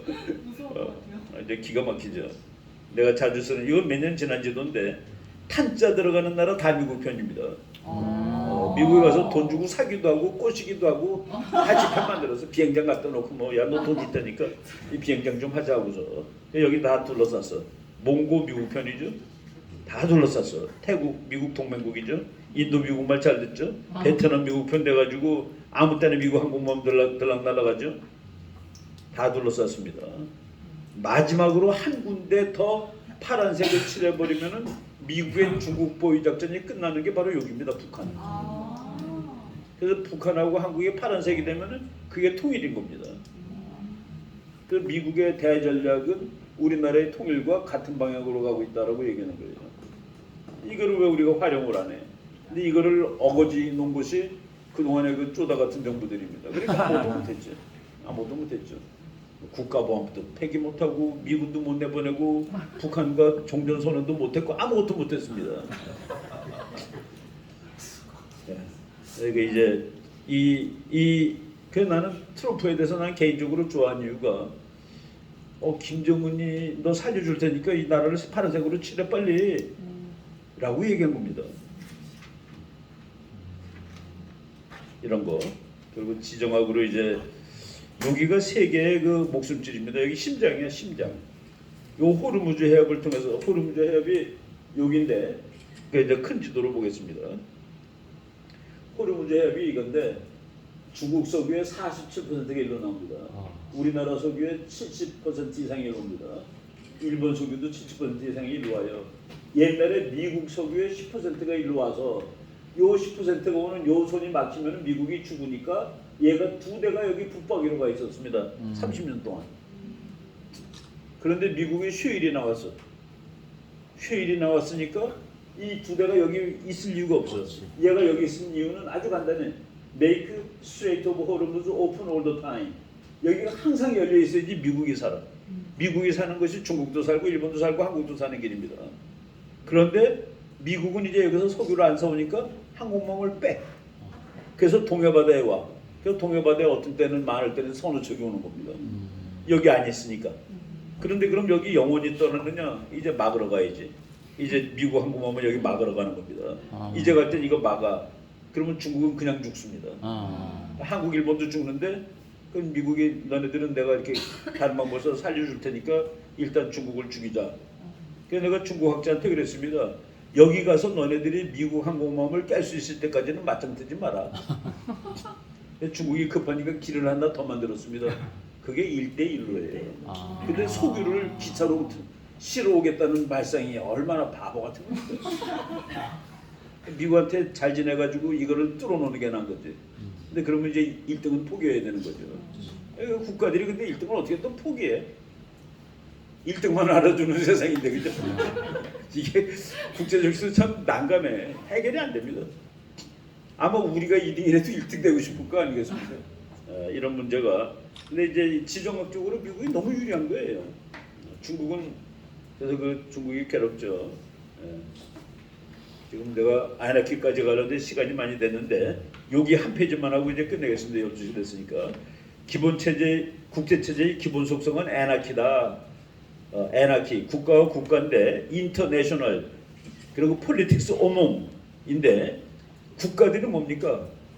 국가의 권리는 대내적으로 최고예요. 국가의 권리를 누가 건드려? 그리고 대외적으로는 독립입니다. 대한민국은 독립국이라 누구도 우리를 무시하면 안 돼요. 그리고 이 대내적으로 도메스티컬리 한국의 권리는 최고로 높은 권리야. 그래서 그거를 한마디로 주권이라고 합니다. 대한민국은 주권 국가죠. 서버린. 근데 서버린끼리 모인 거라. 그러니까 도미니카도 미국보다 힘은 약하지만은 밑은 아니에요. 영국과 미국이 힘이 세지만 영국이 미국 밑에 있는 나라가 아닙니다. 근데 거기서 만약 싸움이 나면은 누가 뜯어말릴 놈이 없는 거야. 야, 너네들 싸우면 안 돼. 우리는 돈 많은 놈하고 돈 없는 놈하고 싸워도 돈 없는 사람이 왕 불리한 건 아니죠. 뭐 실제로는 불리하지만은 그래도 경찰들이 뭐 돈 많다고 더 봐주고 그러진 않습니다. 같이 잡혀가면은. 그래도 누구한테든지 그래도 웬만큼 보편타당하게 적용될 수 있는 룰이 있는 거예요. 그러니까 그 룰은 주권보다, 그러니까 주권은 아니, 주권 되면 그게 제일 위니까 스스로. 그러니까 우리 개인들보다 더 높은 법이 있는 겁니다. 그런데 국제사회에는 국가들보다 더 높은 주체가 없다. 그 권위를 누구도 인정을 하지 않아요. 우리가 미국이 우리보다 힘이 세다지 우리보다 높은 나라는 아니죠. 네팔이 우리보다 힘이 약한 나라지 우리 밑에 있는 나라는 아니죠. 바로 국제정치는 그래서 정부가 없다. 애나키다. 애나키. 그래서 애나키의 그 5번까지만 오늘 하고요. 60페이지부터 다음 시간에 할 텐데 아키. 아키가 왕이라는 뜻입니다. 근데 노아키라는 뜻이에요. 애나키는 노아키. 어자가 들어가면 아니다 그런 뜻 많죠. 에퍼시 그러면은 퍼시가 없는 거야. 에퍼시. 폴리티컬 에퍼시 그러면 정치적 무관심. 퍼시는 관심입니다. 앞에 A가 들어가면 전부 다 부정적인 의미가 있는데 아키가 없다 이거야. 아키가 없어. 그러니까 왕이 없어요. 왕이 없으니까 개판이야. 전부 다 서로가 다 왕이야. 서로가 다 왕이다 보니까 이게 싸움 나면 뜯어 말릴 놈이 없어.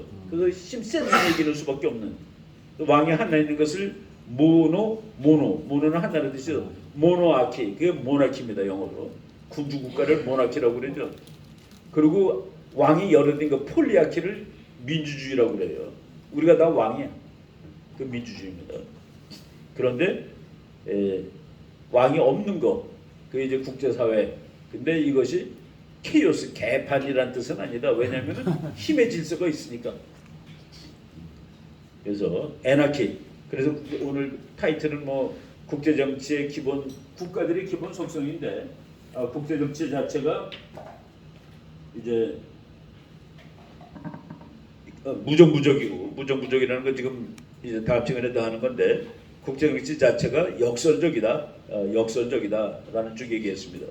그리고 이제 그리고 지리. 그래서 국제정치 공부할 때는 지도책 보고하는 거가 정말로 전격적으로 유리합니다. 아프가니스탄 보면 손가락처럼 돼 있는 거가 딱 아프가니스탄이 감자처럼 생긴 나라인데 그때 손가락이 하나 있는데 거기에 중국어가 붙어 있어요. 그건 영국이 이렇게 만든 겁니다. 아프가니스탄 점령을 하시라도 중국으로 밀고 들어갈 수 있게. 거기 이제 지정학 용어로 뭐 카프리비스 핑거, 카프리비라는 사람이 그냥 영국 식민지마다 핑거를 하나씩 만들고 다른 나라랑 다 연결시켜 놓은 거예요. 그게 카프리비 핑거가 다 지정학이죠. 국제정치학이고. 오케이, 오늘 요 정도 하고 이제 또 밥 먹고 여러분들 또 헌법 공부 좀 하세요. 고맙습니다. 네, 그래요. 네, 땡큐.